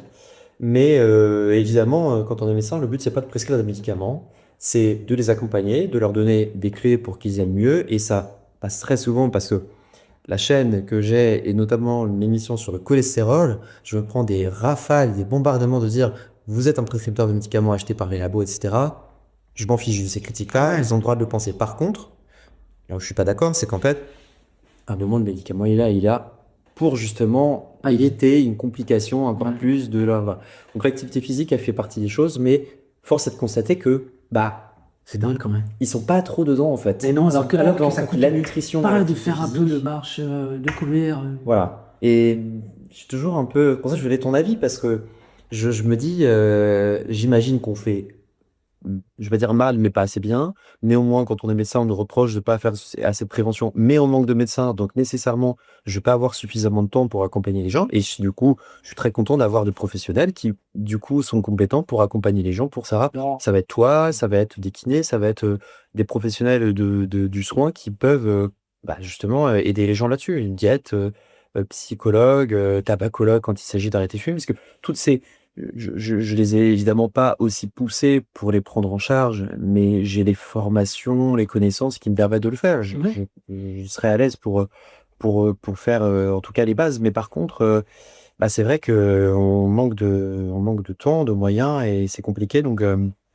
voilà, en l'occurrence, on n'est pas là pour prescrire des médicaments. Non, mais bien sûr, il y a beaucoup de choses avant d'arriver aux médicaments, mais après, si la personne ne les applique pas, à un moment donné... Voilà, c'est pour ça que je dis, ok, pour être anti-médicament. Oui, mais c'est comme ceux qui ont des problèmes articulaires, des problèmes d'inflammation, etc. Oui, mais bon, vous faites quoi? Vous bougez jamais, voilà, c'est...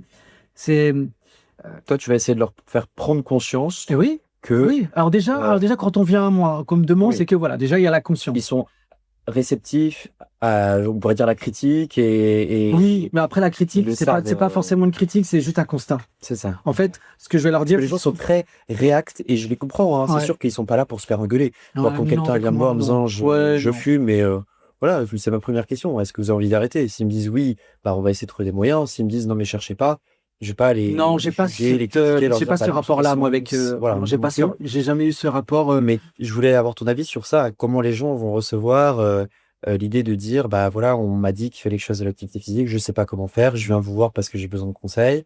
Et ensemble, on va trouver un parcours de soins. Et moi, j'ai déjà eu le cas d'une personne qui, en entretien, comme ça, premier, il va se reconnaître.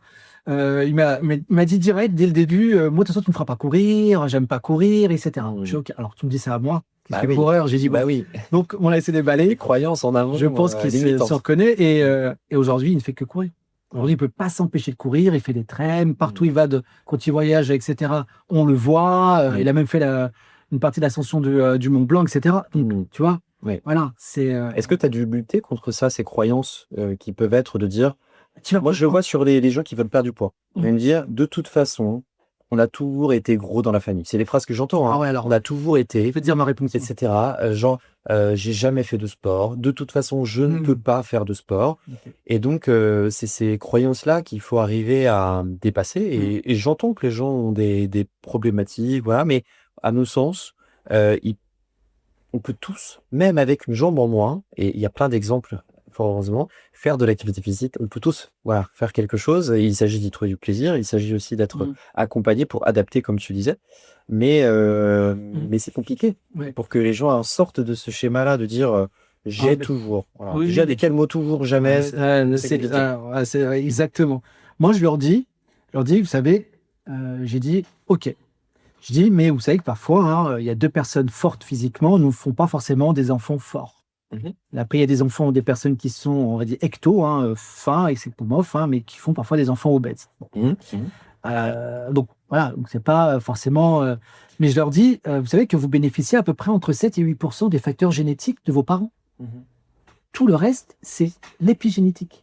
Donc, c'est vous qui allez le gérer. Après, il est vrai que sur les 7 ou 8%, il y a des prédispositions plus élevées. L'obésité, le diabète, etc. Bon, ça, elles sont... un terrain génétique différent. Voilà. Mais chacun, donc lui, c'est plutôt ça, toi, c'est plutôt ça, l'autre, c'est plutôt... Voilà, on fonctionne. Bon. OK, vous avez facteur diabétique ou facteur obésité. OK. Il y a quand même...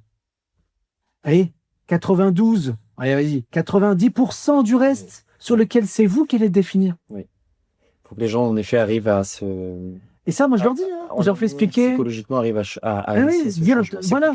Parce que les gens disent, ouais, mais bon, mon père, ma mère. Oui, mais c'est que 7-8-10%, c'est pas énorme. Tout le reste, c'est vous qui allez construire. Donc, il y a, c'est là que je dis, mais donc, du coup, en fait, tout est possible. Ouais. Tout est possible. T'es là pour les éveiller et leur faire prendre conscience. Eh oui. Justement, comment tu arrives à quel type, par exemple, mettons-nous dans la peau d'une personne qui euh, est plutôt sédentaire, qui a quelques douleurs articulaires, qu'est-ce que tu vas lui conseiller comme type d'exercice physique? Est-ce que tu vas l'orienter sur vraiment un programme comme on peut voir de certains diètes et dire, bah voilà, j'y viens, vous allez manger ça, nanana. C'est une forme, hein, je sais pas qu'ils font tout ça parce que Tu parles du coup de quoi, sur un programme alimentaire ou c'est un programme plutôt sportif? sur un programme, alors est-ce que déjà tu prends la nutrition en charge, mais surtout, quelle est ta façon de travailler pour accompagner les gens? Est-ce que tu vas leur dire, bah voilà, aujourd'hui, on va faire ça, ça, ça, ça, ça, et quel type d'exercice? Est-ce que c'est du cardio, du renfort, du stretching, de l'athlétisme, ce genre de choses? Comment, quand tu les accompagnes, comment tu stimules chez eux, si on prend l'exemple de cette personne-là sédentaire qui a des douleurs un peu partout. Partout. Ouais, là c'est. L'arthrose avec Ok. Et l'âge? Vous me donnez l'âge? Et l'âge aussi, 55 ans, Tu vois, 60 ans. Ok, d'accord, ok. Alors en fait, la question toujours qu'on pose, c'est les antécédents. Faut remonter un petit peu en arrière. Alors voilà, est-ce qu'il y a eu des accidents? Est-ce qu'il y a une pathologie chronique? Est-ce qu'il y a quelque chose qui date et puis qui traîne? Voilà, est-ce que la personne a vu kiné, ostéo? Est-ce qu'elle a eu un suivi ou pas? Si la personne dit j'ai jamais rien fait, bon. Effectivement, moi je dis souvent quand c'est lourd comme ça, ou voilà, je dis bah est-ce que ce serait cool? Donc on fait. Moi je fais toujours la première séance avec une forme de séance diagnostique. Pas compliqué. Sur quel terrain tu arrives? Voilà, exactement. Donc c'est vraiment un truc simple. Tu vois, c'est des formes de squat assises où on s'assoit sur une petite marche, tu vois. Donc la personne peut s'asseoir et repartir. Ça me va un peu la mobilité, etc. La souplesse. Il y a plein d'exercices que je fais qui n'est pas compliqué. Voilà, une espèce de petit circuit training, et je fais ça plusieurs fois. Comme ça permet de voir et voir si la personne comprend que sur le premier tour, j'étais pas bien fait. Le deuxième tour, je vais essayer de le mieux. Si la personne ne fait pas, c'est qu'elle n'a pas encore assimilé les instructions, etc. Et en fonction de ça, je dis, bah, écoute, si tu veux, moi je connais un ostéo, je connais ça, etc. Ça serait bien que tu fasses. C'est un réseau de professionnels. Ah oui, c'est comme je t'ai dit au début. Ah ouais, franchement, et qui sont des clients. Demande des bilans en fait. Ah ouais. Prise de sang, toi qui le font. Tu t'aventures pas tête baissée en disant, ok, donc t'es venu pour faire du sport, on va donc faire du sport. J1, allez hop, tu me fais ça et puis. Ah non, c'est impossible. Alors, comme mes mentors, je ne fais pas des programmes sur, ça tout le monde le sait, je ne fais pas des programmes sur, ça existe, non. Ça existe. Mais non, pourquoi? Mais non. Bah, il y en a qui le font. Je prends un exemple. Tu fais un programme sur 3 semaines ou un mois. D'accord? Il suffit que la deuxième semaine, il n'ait pas fait ce qu'il a fait, ce qu'il aurait fait, tout ce qu'il y a après est caduque. Tu fais quoi? Tu refais à chaque fois? Donc, en fait, l'accompagnement, etc., pour avoir vraiment quelque chose de performant, quel que soit le type de coaching, c'est au fur et à mesure. Et ça demande du temps, ça demande de la réflexion, ça demande de la patience. Et les gens sont prêts à accepter ça? Ah, mais complètement. Puis, de toute façon, c'est dans leur intérêt. Mais c'est dans leur intérêt. Puis moi, c'est comme ça que je fonctionne. Puis en fait, se compte qu'en fait, il a raison. Moi, j'ai des gens que je suis dans les programmes de musculation, qui me hashtag tout le temps, mais que je ne mets pas dans mes stories. Voilà, et qui progressent, etc. Et en fait, parfois, tu vois, là, par exemple, on était parti sur des séances, sur des programmes de 3 semaines, ils me notent à chaque fois. Et là, on s'est rendu compte qu'avec Noël, etc., ça marchait pas. On a stoppé et on a dit, maintenant, tu fais ça, et voilà, c'est en gros une séance jusqu'à la fin des vacances. Et après, on se revoit. Ok. Donc, du coup, est-ce que tu... Je vais formuler ma question. Quand on essaie de promouvoir l'activité physique, en tout cas sous mon angle médical, on essaye d'intégrer beaucoup d'activités de cardio parce que c'est très bénéfique pour la santé cardiovasculaire, la vasodilatation, le métabolisme autour de l'endothélium, etc. Mais on parlait tout à l'heure du stress musculaire bénéfique, et de plus en plus on se rend compte que la musculation, que certains appellent le renforcement musculaire, est vraiment important. Tout à fait. Et on ne le met pas assez en avant parce qu'on se dit, ah non, mais moi j'ai pas envie d'être bodybuilder. Ah oui, non. Moi j'ai pas envie de frimer, crâner sur la plage. Même c'est si dingue, il y a quand même... peut-être inconsciemment, pourquoi pas en fait, je veux dire, avoir une entreprise de travail, ça renforce une confiance en soi aussi. Et donc, voilà, j'essaye toujours de leur dire, parce qu'ils me demandent, qu'est-ce que je peux faire comme effort physique? Qu'est-ce que vous me conseillez de faire? Je leur dis, mais en fait, tant que, un, ça vous fait plaisir, allez-y. Et deux, si vous devez choisir vraiment une activité, bah, dans votre cas, ça va peut-être être un peu plutôt de l'endurance, donc, du vélo, de la natation, de la course à pied, de la marche à piste, genre, Très bien. du rameur, de l'elliptique. Ouais. Et puis, oubliez pas quand même, faites de l'activité, un peu de renfort, de muscu, parce qu'en fait, vos muscles vont sécréter des hormones qui vont être pro-santé de manière générale. Lutte contre le cancer, meilleur métabolisme glucido-lipidique. Et donc ça, Tout encore. Les gens ont beaucoup toxique d'appuyer aussi, là-dessus. que le muscle peut éponger. Exactement. Le muscle est un organe, si on peut dire, à lui tout seul, qui est incroyable. Ça et sont des qu'on purations. sous-exploite. Ouais. Et donc toi, tu le fais travailler, ça. Mais complètement. Des gens qui Moi, je arrivent, parle. ils disent, En fait, moi, je veux courir, bah tu vas courir. Non, tu vas les aider aussi à faire un peu de mais renfort. bien sûr, mais complètement. Et puis pourquoi en fait, j'explique toujours pourquoi mes clients font telle ou telle chose. Pourquoi? C'est toujours avec un objectif santé. Ouais. En fait. Et c'est ta formation aussi, j'imagine, qui te rend crédible et légitime, pas juste de dire, voilà, c'est un programme. Parce que, un exemple, et du coup, je bifurque vers l'IA. Je l'utilise. Oui, justement, des fois, je m'en amuse, je dis, bah voilà, si j'ai un programme machin, qu'est-ce que tu me conseilles? Et donc, en fait, c'est décontextualisé. Et il va dire, bah voilà, J1, tu fais ça, ça, ça, ça, ça. Et donc, j'ai l'impression quand même que bah, l'IA a aussi ses limites. Et est-ce que toi, tu vois ça comme une menace pour ton métier, si on reste corporatiste, ou est-ce que c'est un outil qu'il faut savoir utiliser, qui peut apporter de bonnes choses? Et sous un angle purement de dire, bah voilà, si je dois faire un programme, oui, l'IA, tu lui dis, bah voilà, je veux préparer un marathon, l'UTMB, le machin, Bien sûr. qu'est-ce que je peux faire? Et bah, il va te pondre un truc qui est plutôt séduisant. Mais C'est clair. Bon, Mais non, et ta problématique. C'est toujours moi ce que je me dis en fait. On peut pas Qu'est-ce que tu apportes Alors, de plus que l'IA? Qu'est-ce que j'apporte de plus? La correction. Parce que Ça suppose avoir une évaluation de soi-même, une bonne connaissance de soi. Si tu es dans l'IA, parce que toi, tu vas le voir, tu disais tout à l'heure, une personne va avoir un muscle, machin. Mais complètement. Donc, du coup, il va faire un truc vraiment super, carré, etc. Mais il y a peut-être 2-3 détails qui ne sont pas adaptés à la personne. C'est ça. Et la personne n'a pas connaissance elle-même de ce qui est bon ou mal. La preuve, c'est que même, voilà, pour ça, au début, je te parlais des tutos. Je vais dans une salle de sport, j'aime bien ça. Mais force est de constater que même en regardant des vidéos, des tutos, des machins, bah ça sera jamais aussi bien qu'un coach qui va me dire non, ton exercice il est pas bon, tu te positionnes mal, c'est ton biceps, etc. Tu fais pas assez travailler, concentrique, centrique, machin. Et donc, bah l'IA ou même ce que je veux récupérer est pas suffisant. Et donc, à un moment, en fait, c'est vrai que si on veut pas se blesser, mais aussi améliorer ses résultats et donc avoir des résultats positifs, bah le coach c'est quand même pas mal. Je vais te dire un truc simple.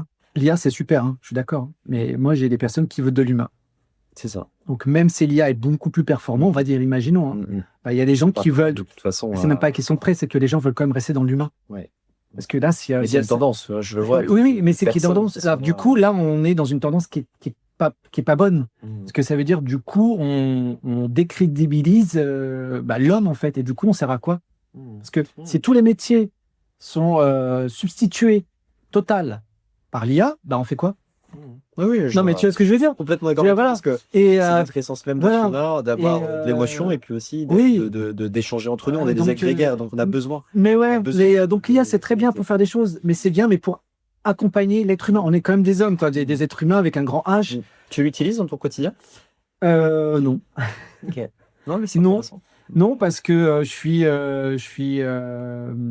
alors, je l'utilise, par contre, pour mes connaissances. Oui. Pour etc.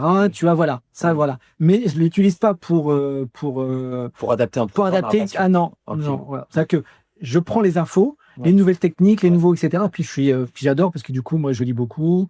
Je regarde beaucoup aussi sur YouTube certains spécialistes du sport, les nouvelles techniques sur la préparation physique, sur tout ce qui est nouveau. Voilà, les nouveaux accessoires aussi qu'on peut avoir, qui peuvent améliorer justement les mouvements, etc. Les déplacements. Donc voilà, donc. Là, ok, mais après, moi, je l'adapte avec ma clientèle. Parce que j'ai des clients quand même qui sont soit des sportifs occasionnels, donc ou un peu, tu vois, réguliers. Mais qu'est-ce que tu vas prendre un truc performant? Tu vois ce que je veux dire? C'est pas possible. Tu vois, là, tu vas le perdre, le mec déjà, ou la nana, déjà que le sport c'était bon limite. Alors là, ok, c'est bon, non, mais j'arrête en fait. Non, mais c'est, ouais, ok, mais merci Aziz. Ouais, tu vois? Et par contre, moi, je recherche, moi, des gens qui veulent un contact humain. Donc, il y en a. C'est très humain. Tant qu'il y en a. Tant qu'il y en a. Voilà. Donc, moi, tant qu'il y en a, je suis là. Après, c'est ceux, les autres qui veulent, les nouvelles générations qui veulent être en contact avec un écran ou de l'IA. Bon, bah, est-ce que tu le vois des plus jeunes que tu as? Tu as des jeunes, justement? Oui. Les jeunes, c'est des. Oui, plus jeunes que moi, par exemple. Des gens d'une petite vingtaine, par exemple, qui. Quelles sont leurs attentes? Parce que tu parlais donc des personnes qui sont dans des entreprises, qui sont sous pression et ils savent que l'activité physique va les aider à être. Alors, je vois un revers à ça parfois parce qu'en fait, c'est d'être encore plus performant. C'est-à-dire que moi, des fois, je les vois, ils sont burn-out, c'est-à-dire que. Ils sont tellement sous pression et donc on leur dit faites du sport. Bah oui, mais en fait, ils sont quand même sous pression. Donc à un moment, il faut enlever la pression. Le sport va peut-être aider, mais il faut quand même sans pression. Conscience. Ah, voilà. Ah oui, sans pression. Moi, je sais, genre là. Toi, tu les accompagnes. Moi, j'ai des gens, ils arrivent, ils sont, ils sont, mais c'est comme une cocosse. Prêts à péter. Et ils sont prêts à péter. Et je les laisse tranquillement. Et on part sur des sujets, des trucs qui passent à leur attaque. Et puis, et je sais que je vais pas les pousser. Voilà, on fait des exercices, bien comme voilà. Et puis ça les apaise. Voilà. Et en plus de ça, du coup, moi, je fais avec des timers, du comptage. Et parfois, je leur dis même de compter. Je dis, bon, allez, hop. Donc maintenant, je t'entends, tu comptes, c'est sur les répétitions, et tu comptes. Et le fait de compter, bah, en fait, il se détache, et là, il est là, 1, 2, ok, arrivé à 20, tu fais ça. Ok, tac, tu vois. Et là, tu vois, et ça apaise. Je les fais participer, en fait. C'est ça. Ils ne sont pas que passifs. Ok, il m'a dit ça, je fais ça. Non, je fais, voilà, participe, concentration. Il y a ça aussi, hein, c'est sur les séances, je leur dis que c'est très cérébral, le sport, l'activité physique. C'est que plus tu es concentré sur ce qu'on te demande de faire, plus tu vas ressentir le mouvement et l'objectif sur lequel on te demande de travailler. C'est vrai qu'il y a l'aspect bien-être et tout, mais pour avoir fait pas mal de yoga, c'est vrai qu'il y a quand même du mouvement, parce qu'on s'imagine que le yoga, c'est censé respirer et se détendre. Non, clairement pas. Et donc, c'est souvent un petit peu raillé en se disant ah oui, c'est pas du sport. Bon, j'invite les gens à faire du yoga. En tout cas, il y a certaines formes de yoga. Il y en a qui l'ont déjà, qui se rendent compte que voilà, que c'est compliqué. Une bonne séance d'hatha yoga, ça déménage. Mais le pilate peut être assimilé à une forme de yoga. Du moment qu'il y a du mouvement, voilà. Tout à fait. Mais tu travailles sur la conscientisation, c'est-à-dire comment les gens s'approprient leurs sensations, leur corps. C'est obligé. Ah, c'est obligé. Le sport, c'est ça, en fait. Qu'est-ce que tu ressens et c'est ça, en fait. Parce que la plupart du temps, les gens voient ça comme faut que je cours 30 minutes. Parce que les patients, c'est ce qui travaille. On m'a dit il faut courir 30 minutes, mais ça m'emmerde. Voilà. Et donc, la prise de conscience de son propre corps est sous-exploitée. C'est le ressenti que j'ai des gens quand ils viennent et me dire mince, en fait. Ils savent même pas qu'ils ont un muscle et que ce muscle il sert à ça et que du coup en fait en le ressentant machin bah peut-être ils vont déjà lever le pied s'ils ont une blessure parce qu'ils sentent que ça coince et en même temps ils vont développer être plus à l'écoute et ça c'est compliqué de leur mais j'ai pas le temps en même temps. Bah oui, nous c'est ce qu'on fait. On leur dit parce que quand on fait les séances de renfort on leur explique tous les muscles qui sont en train de travailler. Et par exemple, quand tu parles de la course à pied, parfois, j'entraîne beaucoup sur justement la course. Il y a beaucoup qui veulent se performer, qui adorent la course à pied. Et donc, je leur fais du renforcement et de la préparation propre à la course à pied. Et donc, du coup, ils comprennent le fait de poser le pied, griffer le pied, le dérouler, etc. Et donc, du coup, les bras. Et donc, du coup, quand ils vont courir eux-mêmes, donc ils savent qu'il y aura une posture, les bras, la respiration, la foulée accélérée, la foulée allongée, etc. En fonction des dénivelés ou pas, du plat et du terrain. Et donc, effectivement, ils sont obligés d'être concentrés et d'être dans ce qu'ils font, en fait. Et ça, c'est vrai que souvent, quand les gens ont pris conscience de ça, je vois post-rééducation, ils disent, c'était génial parce que j'ai appris que, mes jambes, je les sentais comme ça, et donc ils prennent du plaisir parce qu'en fait, il ne s'agit pas juste de faire bêtement, si on pouvait dire ça, de l'activité physique, mais on peut se réapproprier. Voilà. Se réapproprier son corps, sentir ses muscles, se dire, ah voilà, j'ai senti, j'ai quelques petites courbatures, j'ai la tonique, voilà, je sens mes biceps, là ça a travaillé, mes jambes, voilà, ça a brûlé, etc. Et voilà, et puis on sent que son corps est là, quoi. Ouais. Et pas. peut-être un angle de prise en charge que les gens aussi attendent. Hein. Ils sont très demandeurs de conseils. Ils adorent ça. Ils ont vraiment besoin d'être accompagnés, d'être assurés. Il faudrait qu'on fasse des campagnes. Il n'y a pas assez de campagnes. Alors là, c'est un boulevard. C'est ça, c'est un truc de dingue.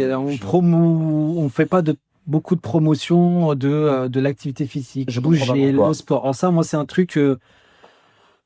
à mon sens, parce que c'est pas mesurable et que donc les politiques de santé, c'est mon regard, hein, je suis pas dans l'épidémiologie et la santé publique, mais en tout cas, je comprends pas que ça ne prenne pas assez. Il faut aller. Moi, je dis, il faut le dire qu'on n'est pas assez dans le. Parce que le sport, en fait, l'activité physique, c'est aussi de la prévention. Bien sûr. C'est de la prévention. Donc dire on investit X millions d'euros, est-ce que on veut des résultats, sauf que les résultats se voient à 10 ans, 20 ans, 30 ans. C'est nos enfants d'aujourd'hui qui seront nos vieux de demain et donc ça coûte cher une personne en mauvaise santé.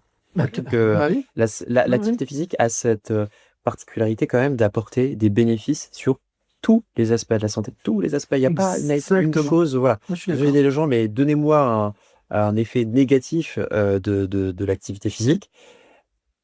Et du coup, c'est là aussi où je voulais t'emmener, c'est la notion de surentraînement. Ah oui, alors là, c'est autre chose. Psychologique et surentraînement. Pour en parler un petit peu vite fait, est-ce que justement tu repères des gens qui viennent te voir en disant je vais être plus performant, mais en fait, ils arrivent à un stade où ils sont au-delà en fait de leur capacité physique et mentale aussi, parce que le surentraînement, il y a quand même cette dimension. Moi, j'en vois des gens qui sont dans le surentraînement, ils sont irritables, éventuellement dépression, libido, et donc ils n'obtiennent pas les résultats escomptés. Et en fait, je leur dis, vous en faites trop. En fait. Non. Et non, t'as pas cet aspect-là. Ça, j'ai pas. Et même certains qui s'entraînaient peut-être trop, je leur ai fait comprendre que le repos fait partie de l'entraînement. C'est que je leur dis que tant que vous ne vous reposez pas, les bénéfices de vos entraînements ne sont pas assimilés. Contre-productif. Oui, parce que du coup, le corps n'a pas le temps d'assimiler. En fait, le corps assimile au repos. C'est ça. Donc, s'il ne se repose pas, le soleil, le repos, et puis les entraînements. Pratique, quoi. Et oui, et puis, et c'est ça aussi aujourd'hui les jeunes, en fait, on parlait de performance. Aujourd'hui, les jeunes, c'est performance. En fait, ils ne font qu'user leur corps. Ils ne comprennent pas que dans un programme global, il y a des entraînements lourds, mais aussi des entraînements tout légers. Étirements, etc. Et moi, parfois, je prends par exemple ceux qui vont courir, et c'est vrai que on les voit par exemple sur les quais, ils sont tous en train de courir après leur chrono, etc. Et tout. Je te jure, tu enlèves à tout le monde leur montre. Moi, je dis à mes clients parfois, je leur dis, ne courez pas, courez simplement en temps. Ne regardez pas votre allure. C'est ça. Ne regardez pas. Je vous demande simplement de courir 45 minutes. Je m'en fous de l'allure, mais courez 45 minutes. Et ça change tout. Ça change tout. Parce qu'ils vont courir. En fait, les gens ne savent plus courir comme nous on courait avant, avec la sensation. Tu vois, j'entends très bien parce que tous les jours, je fais des épreuves d'effort avec un. Et ça, c'est un élément de stress. Clairement. Avec la montre. Je suis pas bon, il faut que j'accélère. Je vais mettre sur Strava. Ils vont regarder. Oh là là. C'est un cadeau empoisonné. Pour moi, je trouve que mais les personnes viennent pour des fois me demander c'est quoi ma fréquence d'entraînement, mon endurance fondamentale, combien de temps je dois viser telle zone, etc. Et en fait, assez simplement, moi je leur dis courez aux sensations. Parce qu'en fait, votre cœur il va bien, c'est pour ça que vous êtes venu me voir, mais en fait, allez-y aux sensations. Parce que si, a priori, votre fréquence, votre montre, elle vous dit fréquence à 150 et on vous a dit qu'il fallait aller en entraînement à 120, 130, mais que vous êtes complètement dépassé, est-ce que ça veut dire qu'il faut monter votre fréquence et être en plus de grandes difficultés? Clairement pas.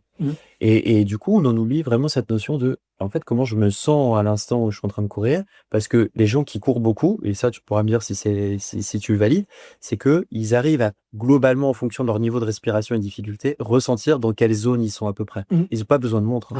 Ça, c'est pas besoin de montre. Ah non. Moi, je mais complètement. L'objet connecté rend dingue. Eh oui, moi je ne cours pas. Ça fait depuis que en fait, moi j'ai connu Strava il y a quelques années. Je me suis mis et j'ai dit mais non. Ça fait un stress. Ah ouais, mais je laisse parce que parfois on me faisait des remarques. C'est bien, Aziz, tu cours. Mais t'es pas sûr. Tu cours pas vite. Ah, tu cours pas vite. J'ai dit mais c'est quoi pour toi courir vite? Est-ce que tu sais aujourd'hui que et j'ai arrêté parce que j'ai dit tu vois puis non et je cours comme on courait avant. Avant on courait vraiment. On savait l'allure dans laquelle on court. Aujourd'hui, je demande à les gens, est-ce que tu sais comment courir à tel temps? Ouais. Bah non. Ouais. La foulée, la sensation, la respiration. Et tu sais à combien tu es au kilo, comme on dit kilomètre, tu vois. Et tu le sais. Quand Et ça, il faut apprendre aux gens. Ouais. Parce que du coup, en fait, les gens ils sont assistés par la montre. Ouais. Assistés. Et du coup, ils sont pas centrés dans sur la eux. mesure, toujours. Ah ouais. Et moi, c'est un gros problème. Bon, après, voilà, j'ai une formation aussi de cardiologie du sport. Et donc, c'est vrai qu'on conseille l'objet connecté, mais moi, je le vois sous l'angle de la maladie. C'est-à-dire qu'en fait, des gens qui ont eu un infarctus, c'est un repère. Oui, voilà. surtout à C'est pas un repère dépasser. parce qu'en fait, même si c'est pas une science absolument fondamentale, mais en fait, on leur dit, bah voilà, a priori, autour de cette zone de fréquence, bah, vous êtes safe. Ouais, c'est voilà. ça. Donc, moi, je leur dis plutôt vert, orange, rouge. Ouais. Vous mettez pas dans le rouge, ça veut dire votre cœur, bon, on sait qu'il y a un état de stress, puis il y a une dérive de la fréquence cardiaque avec l'activité physique qui est liée à la déshydratation, aux hormones du stress, etc. Donc en fait, voilà, faut leur donner des guides, mais dans un objectif de performance pure, je le vois, le profil de patient quand il vient me solliciter pour un avis, c'est compliqué de leur dire, en fait, c'est super. Vous êtes un sportif incroyable. Je le remets pas en cause. Gardez dans le sens du poids, très beau. Mais à côté de ça, n'oubliez pas qu'il y a vous, comment vous vous sentez. Est-ce que ça vous fait plaisir? Est-ce que vous êtes content de ce que vous faites? Et comment vous vous sentez, simplement. Non, mais tu le ressens aussi. Ah, mais alors ça me parle aussi. C'est complètement. Combien de fois j'ai des amis qui postent, etc.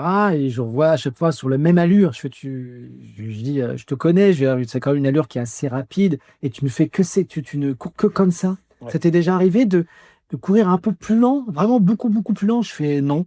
Je fais, bah, tu verras, tu te sentiras beaucoup mieux. Ouais. Et tu cours après, comme on dit, courir lentement pour courir vite. Oui, j'imagine, et ça c'est ton domaine, de savoir d'alterner entre du fractionné pour la vitesse. Et le repos, Alors, contrairement à ce qu'on disait tout à l'heure, quand on a un surentraînement, il faut intégrer le repos. Là, voilà, sûr, tu vois, voilà. Donc là, on est sur les deux extrêmes. Parce qu'on est vraiment sur des gens qui sont en souffrance en réalité.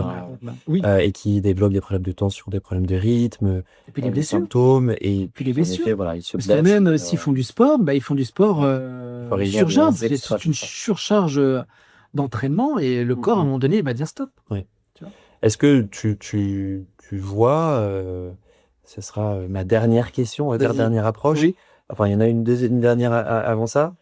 Le dopage, est-ce que c'est une chose, puisque tu t'occupes aussi de la musculation? J'ai des jeunes, de plus en plus, qui viennent pour des problèmes d'hypertension. Souvent, malheureusement, je les vois qu'une fois, parce qu'en fait, quand j'ai mis le doigt sur la problématique, ils viennent plus. Évidemment, je le fais pas de manière frontale en disant votre problème de santé résulte d'une conduite de dopage. Mais en fait, on le sent. Et souvent, je leur dis bon bah voilà, est-ce qu'on peut travailler sur cet aspect-là? Parce que oui, on va faire les examens, mais en fait, quand on le sent, on leur dit pas est-ce que vous dopez? On attend, non, parce que souvent ils savent en fait ce qui se passe, mais en fait ils le savent, quoi. Ils savent que c'est dangereux. Ils savent que à un moment, s'ils viennent voir un cardiologue pour des problèmes de variation de rythme, avec palpitations, malaise, hypertension, essoufflement, ou des AVC, des infarctus, comme j'ai pu en voir chez des jeunes, eh bien, voilà. Bon, il y a ces gens qui ont une complication de ça, ils continuent de venir. Mais souvent, quand c'est pour savoir si tout va bien, j'ai même eu un patient qui m'a dit, je vais me doper, mais j'ai besoin que vous m'accompagniez pour savoir si mon cœur va tenir le coup. C'est logique. Je leur dis non, en fait, moi je peux pas faire ça. Enfin, je suis désolé, je peux pas vous guider. C'est interdit en plus, bien sûr. En plus, c'est interdit, en fait, c'est illégal comme c'est illégal. Ça n'est pas possible, en fait. En tant que médecin, je peux pas vous cautionner, dire là c'est bon, vous pouvez complètement. Bah non, compense. Et pourtant on dit que ils me disent oui, mais c'est le poison qui fait la dose. C'est la dose qui fait le poison. Je dis non, clairement pas en fait. C'est un produit qui va mettre votre corps au-delà des normes et qui va vous mettre en danger. Et non, en fait, je peux pas cautionner ça. Mais toi, j'imagine que tu y es confronté pour des gens qui veulent avoir une musculature surdéveloppée. Non, moi j'étais confronté à ça quand j'étais athlète. On avait des contrôles inopinés, on avait des contrôles antidopage. Ça, voilà, ça. Ouais. Mais non, depuis que je suis coach. Alors, j'entends des bruits de couloir, j'entends des trucs, etc. Je sais que ça existe énormément. Les salles de sport, on en voit. Complètement. Il y a des salles de sport, on a vu dans les poubelles. Les gens qui se piquent. Et ces gens qui se piquent. Il y a eu des salles de sport où voilà, Tu vois, donc oui, bien sûr. C'est facile à trouver, malheureusement aussi. Ah bah maintenant, avec Internet, tout ça, tu peux trouver très facilement. Besoin d'un réseau. Mais complètement. C'est ça qui me rend triste dans un dont sens. certains influenceurs peuvent aussi promouvoir ce genre de choses. Aussi. Bien sûr, parce qu'en fait, ça reste une vitrine, donc nécessairement une musculature développée, ça va attirer les gens et c'est malheureux de voir qu'ils se mettent vraiment en danger. Ça, c'est l'aspect santé qui me. Oui, complètement. Bah, comme tout à l'heure, l'image en fait. Ouais. Les gens voient une image en fait. C'est Et l'angle de la nutrition, est-ce que tu t'en occupes, tu le délègues, Oui. Ah oui. Ouais, c'est quelque chose. Ah ça je suis quelqu'un de toute façon sur mon site internet. Tu le vends justement la course parce qu'en pratique, tu leur apportes en plus aussi des conseils. Oui, exact. Aussi, ouais. Je suis pas l'aliment. Oui, parce que en fait c'est ce que je dis. Épicurien et sport font bon ménage. Moi, je suis quelqu'un qui adore manger. Ça, parce qu'il y a des gens parfois quand on mange ou quand j'invite des amis qui connaissent pas trop comment je mange et ils me disent ah c'est marrant, on pensait que tu mangeais que des graines. Ouais. Ah bah souvent, on entend ça. Ah oui, je pensais que tu mangeais que des graines, des trucs, etc. Ah ouais, voilà. On mange à tout à l'heure. On mange très bien chez moi. On mange très bien. Et non, faut pas confondre bien manger et se restreindre. Non, bien sûr que je les accompagne. J'entends que la nutrition, des objectifs de performance, peut-être pour une carrière, je peux entendre, mais c'est vrai que je vois aussi des gens qui s'enferment dans ce sorte de doxa, de dire faut tac, tout mesurer, tout calculer. Jamais. Moi, j'ai jamais mesuré et surtout, j'ai jamais appris, en tout cas, à tous ceux que j'ai accompagnés, à mesurer leur aliment. Oui. C'est impossible. C'est ton approche et en tout cas. Et pour moi, je trouve. Les retours que tu en as sont. Alors après, voilà, mais moi, c'est un truc sur lequel je ne calcule pas. C'est-à-dire que à partir du moment où tu travailles des produits sains, des choses qui vont t'apporter avec quand même. Comment dire, mesurer tout ça, quand je veux dire, pas non plus prendre 2 grandes assiettes. Il y a la qualité et la quantité, évidemment. Si tu manges 1000 calories alors que tu en as besoin de 2000, bah tu vas. Voilà, même si c'est bon. Puis en général, si c'est bon. Parce que des fois, les gens me disent ça, oui, mais du bon. Par exemple, je bois de l'alcool, mais du bon vin. Oui, mais non. Prends du beurre, mets du beurre de nanana. Ah non. C'est mieux que. Bien sûr, c'est comme l'huile d'olive, c'est bon pour la santé, mais si tu prends une demi-bouteille d'huile d'olive, là, c'est sûr, c'est pas bon. Là, on vient se voir après. Mais. Tu vois. Mais. Ah non, alors. Mais. On est, tu sais l'expression, on est ce qu'on mange. On est ce qu'on mange. Je veux dire, le corps, va, je veux dire, c'est logique. C'est-à-dire que, en fonction de ce que tu vas manger, ton corps va réagir. D'ailleurs, je veux dire, il n'y a pas plus. C'est facile à comprendre dans un sens. Voilà, donc tu manges de la merde, forcément, ton corps va venir. Non, mais tu vois ce que je veux dire. Donc si tu manges, mais c'est vrai. Après, faut pas s'étonner. Après, on me dit aussi que oui, mais ça coûte cher de bien manger. Alors. Je veux bien l'entendre. Par contre, moi, ce que je voudrais dire, c'est que c'est la merde qui coûte cher. Surtout. Mais si les gens, tu leur enlèves tout ce qui n'est pas nutritif, tu le remplaces par ce qui est nutritif, et forcément, en quantité, ça paraît moindre, mais c'est beaucoup plus nourrissant. Et l'effet de satiété est là. Alors que la quantité, effectivement, est beaucoup plus énorme quand c'est de la malbouffe. Et en grande quantité, tu as l'impression que c'est énorme, mais très peu nutritif. Et puis derrière, ça engendre des maladies, tu vois. Et quand je fais un accompagnement au niveau alimentaire, en fait, alors c'est aussi peut-être dû aussi à mes origines, c'est que par exemple moi, je suis d'origine marocaine et moi, on pourra jamais m'enlever la nourriture sur laquelle j'ai grandi. Tu vois, c'est impossible. Au niveau du palais, ma mémoire, c'est impossible. Donc du coup, quand je fais les courses avec des personnes, je vais avec la particularité de la personne. C'est-à-dire que je les accompagne dans le magasin dans lequel ils vont faire leurs courses. Je vais avec eux et je fais un caddie parallèle. Et donc, du coup, et je prends le même caddie, mais en ayant le plus proche, on fait compte de leur type de façon de manger. Je prends l'exemple, tu as les personnes d'origine sénégalaise, d'origine portugaise, d'origine polonaise, etc. Tu vas pas tous leur faire manger haricots verts, brocolis, riz, comme ce qu'on voit dans tous les trucs partout. C'est tous les voilà. Tous les riz, brocolis. Haricots batanana. Franchement, moi, alors ça, j'ai jamais fait. Tu vois, je pense qu'à mon âge, voilà, tu vois, on est en taille poids, tu vois, voilà. Et j'ai jamais fait ça. Voilà, par contre, il faut manger varié, on a plusieurs. Après, les gens se disent, ouais, mais on mange toujours la même chose. Ah, par contre, manger tout le temps les burgers et pizzas, pourtant, c'est tout le temps la même chose. Ça, pour le coup, ça passe. C'est vrai. Mais ça te dit, voilà, c'est incroyable. Tu dis, bon, bah voilà, on a burger, frites, pizza, on fait ça toute la semaine. ça passe. Ouais. Par contre, tu dis, tu vas manger brocoli, tu vas manger lentilles, tu vas manger butternut, des courges, de la salade, des carottes, etc. Ça, ouais. Et pourtant, c'est plus varié, betterave et tout. Ouais. Ah non, mais c'est tout le temps la même chose. Bon, écoute. Est-ce que tu as des choses simples que tu peux conseiller aux gens sur l'angle nutritionnel? Est-ce qu'il y a des petits tips Un truc. Manger 0 produits transformés. Point barre. Ok. Voilà. Déjà, ça me va très bien. Déjà, Ça me va très bien rien parce que ça. C'est vrai que les gens vont dire oui, j'ai pas le temps de cuisiner. Rien que ça. Oh, tu sais, toi, ce midi, tu sais ce que j'ai mangé? J'ai mangé un pas de steak avec du gruyère. Franchement. C'est toi qui l'as fait. Un jour, on va te pousser en disant oui, mais les pâtes, c'est des pâtes industrielles là-bas. Ben non.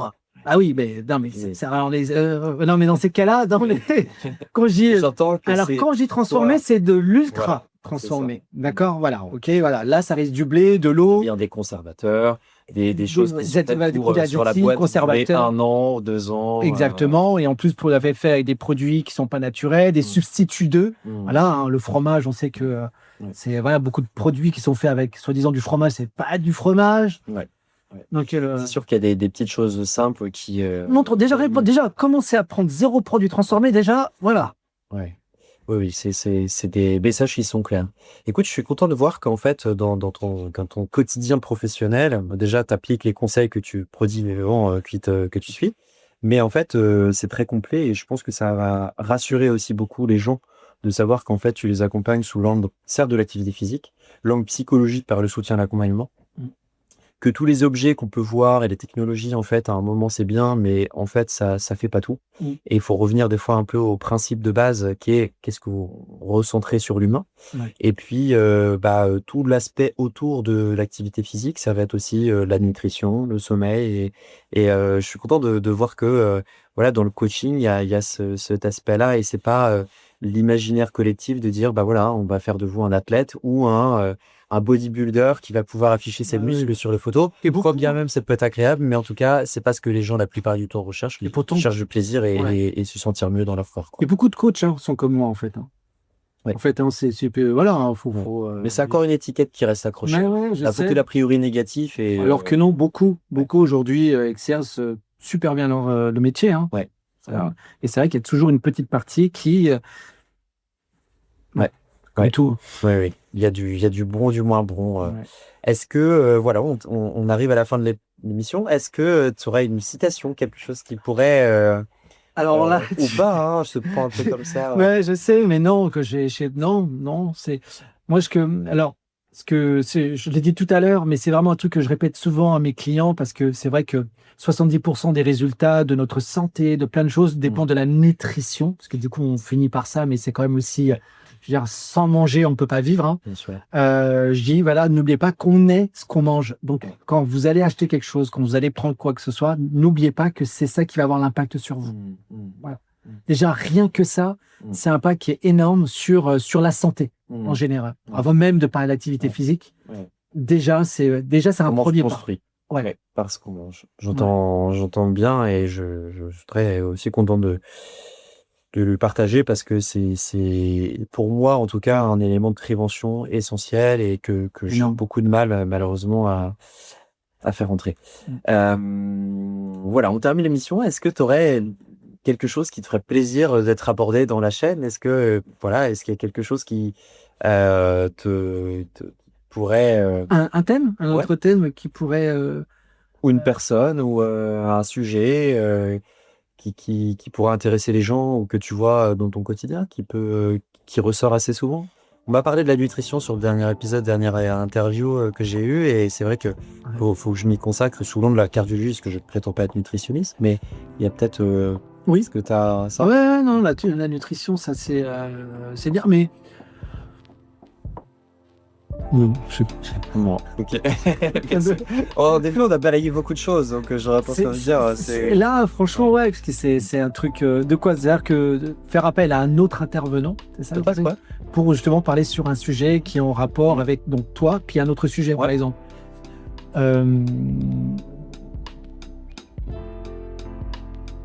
Peut-être avec un. Tu as déjà vu avec un kiné ou un ostéo, quelque chose? Je n'ai pas encore fait. J'aimerais bien, justement, Recevoir une personne qui est vraiment dans... Kiné ostéo, parce qu'en fait, compte de ce que je vois, en fait, compte beaucoup de gens pensent, en fait, parce que du coup, je côtoie quelques kinés et ostéo, et en fait, les gens pensent venir guérir chez l'ostéo. Oui. Mais en fait, 90% de leur santé, c'est eux, en fait, qui sont acteurs. Et en fait... Ils s'auto-régénèrent. Et oui, mais en fait, du coup, parfois, en fait, beaucoup de kinés disent, ou d'ostéo, en fait, les personnes viennent les voir, mais en fait, ils peuvent rien faire. En fait, ils font, mais en fait, ils font presque rien. Parce qu'ils se rendent compte qu'en fait, 90% de la réparation, c'est eux, en fait, c'est la personne elle-même qu'elle est capable de faire. Les accompagner, oui. En effet. C'est intéressant. Après, je t'envoie, j'ai vu tourner un truc justement sur Insta, sur justement un kiné qui a énormément bien parlé là-dessus, justement, qui dit voilà, on est kiné, etc. Et on nous demande ça, mais en fait, je suis désolé de vous le dire, mais on n'est pas, en fait, on n'est pas ça. Et en fait, il dit construire un peu et oui, il dit qu'en fait, avant même d'arriver chez le kiné, en fait, vous avez 90% de ce que vous êtes capable de faire vous-même. Par le quotidien. Franchement, je te le renvoie parce que c'est avec plaisir. Parce que c'est vrai que moi, je trouve que les kinés, c'est aussi important en fait. Tous les aspects de la santé, hein. C'est pour ça aujourd'hui. Les kinés, je pense que les coachs sportifs, coach kiné, ça va de pair parce que moi, j'en vois souvent ostéo ou chez kiné justement parce que c'est une forme de c'est un bon binôme. Oui, exactement. C'est une forme de réparation, tu vois, d'accélération de réparation, de revoir un petit peu les, tu vois, ah tiens, il y a un petit peu de déplacement là, etc. On va remettre là, vas-y, tu ralentis là-dessus, etc. Tu vois, prévention. Ok. Bah écoute, j'aurais plaisir à les développer pour le coup. Donc, écoute, merci énormément. Bah, je t'en prie. Je pense que ça aidera beaucoup de gens pour mieux comprendre cet univers-là et puis être rassuré aussi sur le bénéfice de l'activité physique. Un grand merci. Je t'en prie. Avec plaisir, au contraire. Merci beaucoup.